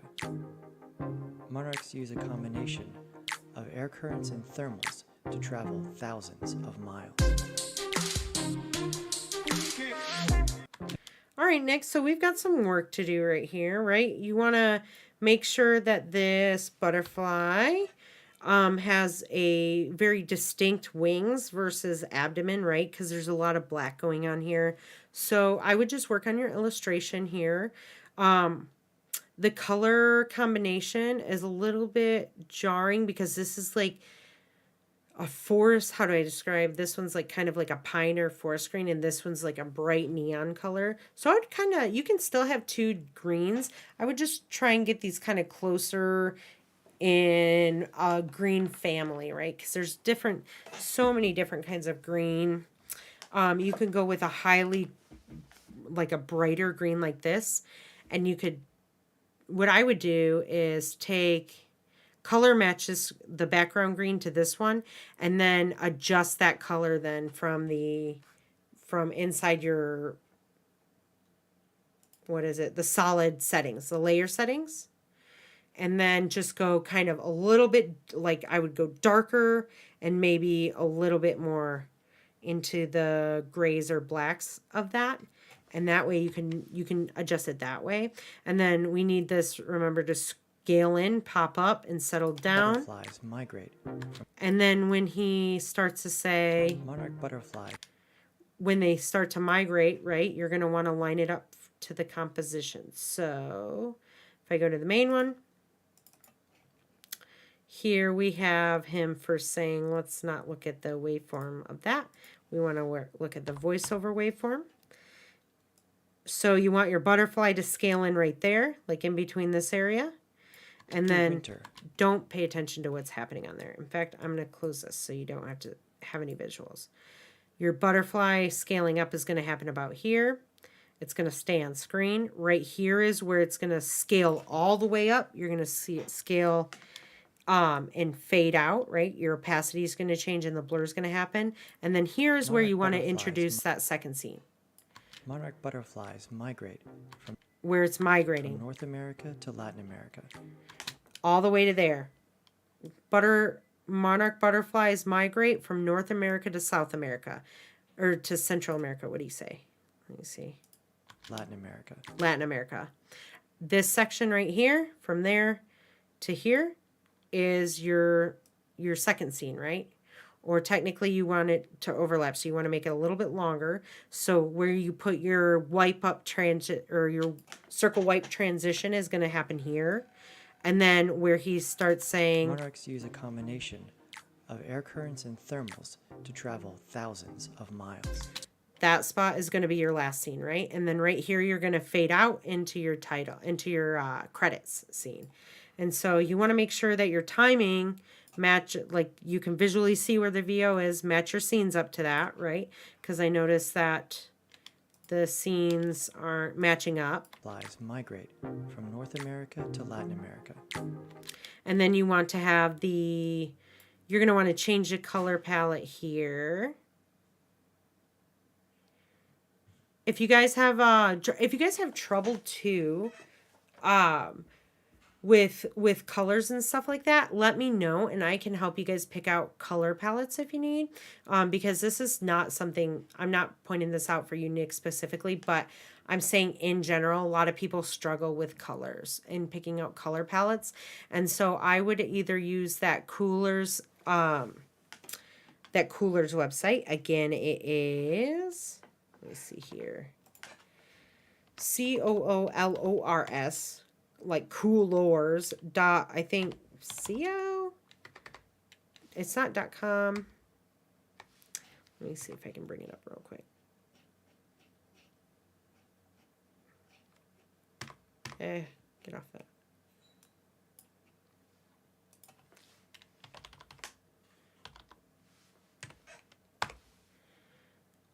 Coolors.co, like that. And then if you click on here, like if you wanted a specific green, I'm rejecting all that. You could start your generator. You don't have to have an account for this. You can save them that way. And then you, like if you wanted to start at a specific color, you could type it in there. Let's say I want to start at this like green right here, kind of like a bright one like you have. I'll set there, I'll lock it, and then I'm going to hit space bar, and it's going to find different color palettes for me. In fact, this one's a great, like this one's kind of a similar palette that you already have started, and like here's some good accent or complementary colors to go with it. And then let's say you like one color here and you want to lock that one in, you can lock that and you can hit space and it's just going to change these ones, right? So you can kind of build your own palette this way. There, you can also go to, I think you can get explore. If you hit explore right here, right there, it'll take you to ones that other people have made. And then the nice thing, check this out, you guys. First of all, I love this color palette right here. Into it. That's not what I wanted. If you click the three little dots there, you can hit export palette. And if you export it as an ASE file, that is a color palette file. If you guys want to do that, you can let me know. You can also export it as a SVG, which is also like, that's just a vector file, which you can import that into After Effects and just kind of color pick and use the eyedropper tool to find the colors that way. Or you can do an image, but there's a lot of different ways that you can export these color palettes out. And that way you guys aren't figuring out how to pick colors, right? And then you can do some funky, weird stuff with it. And so we're going to continue playing this, Nick. We want to have the trailing, we want the path animation on here, right? Use a combination. And then don't forget the white transition. Use a combination of air currents and thermal. And then this one just needs to be completed, right? Because you want to have the mountains in the background, or like Bear did she did the desert scene, so you could have that, right? Because if they're traveling from North America down to South America, they're going to hit a desert. And we want the parallax effect happening. I want to see some wings on there flapping in 3D space. We talked about that last class. I also want to see it fade out. Let's see here. Thermals to travel thousands of miles. You need it to fade into here. We need to have animation. And then there needs to be a position change happening between those, and just kind of getting an idea of what needs to be done by seeing what other students have done as well, and just making sure you're sticking to the animation of the scenes.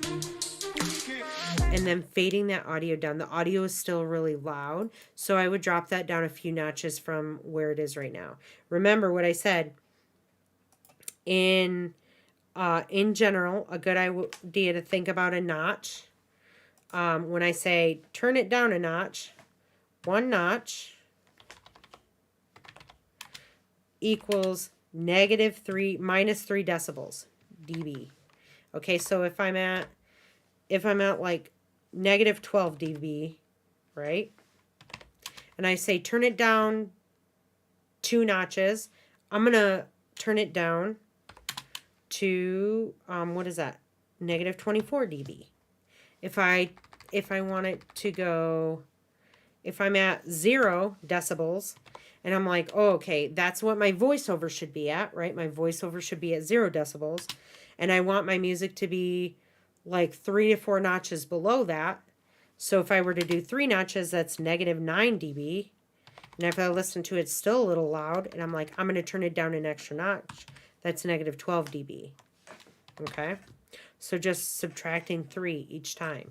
You're, again, with the audio, it should never go above 0 dB. Never, ever, ever. Exclamation.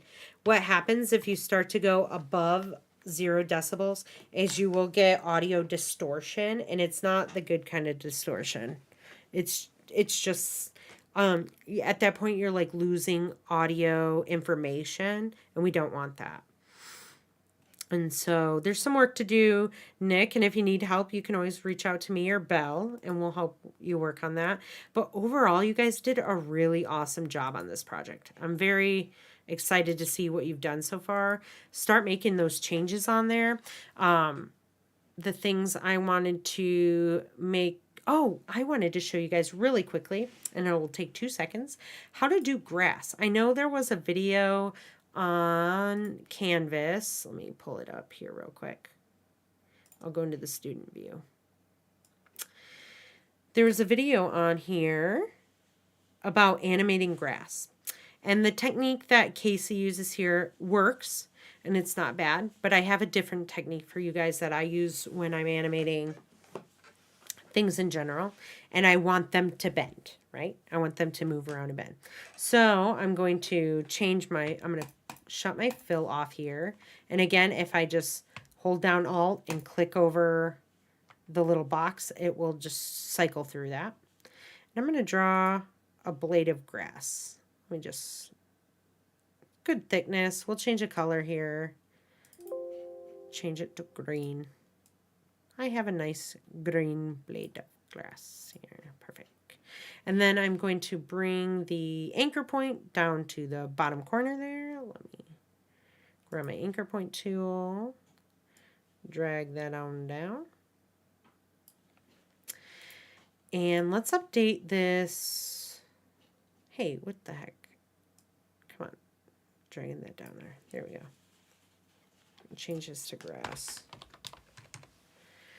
And then let's change the stroke, right? Now that you guys know you can taper a stroke and do different fun things with it.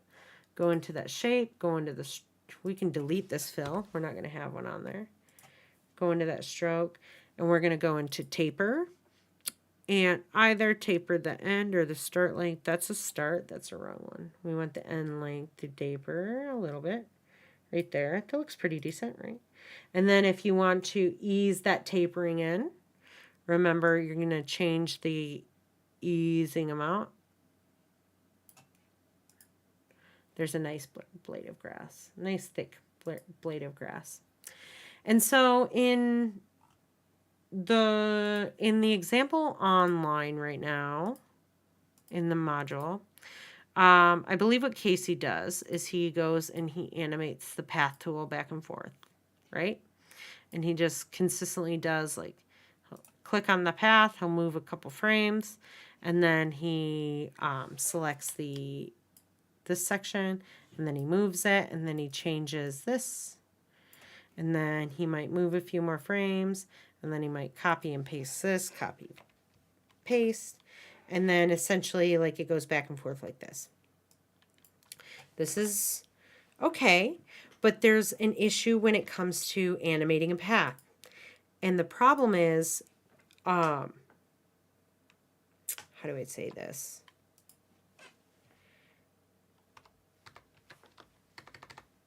Path animations cannot be looped.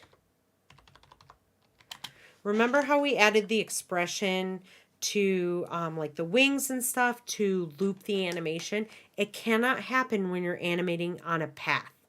It has to be, there's a very specific coding that has to be done, and it has to be adjusted by you, and that is, it's a lot of work, and it's hard to do. And so there's a different way that we can do this, and that is by using an effect. And this effect, let me zoom in here,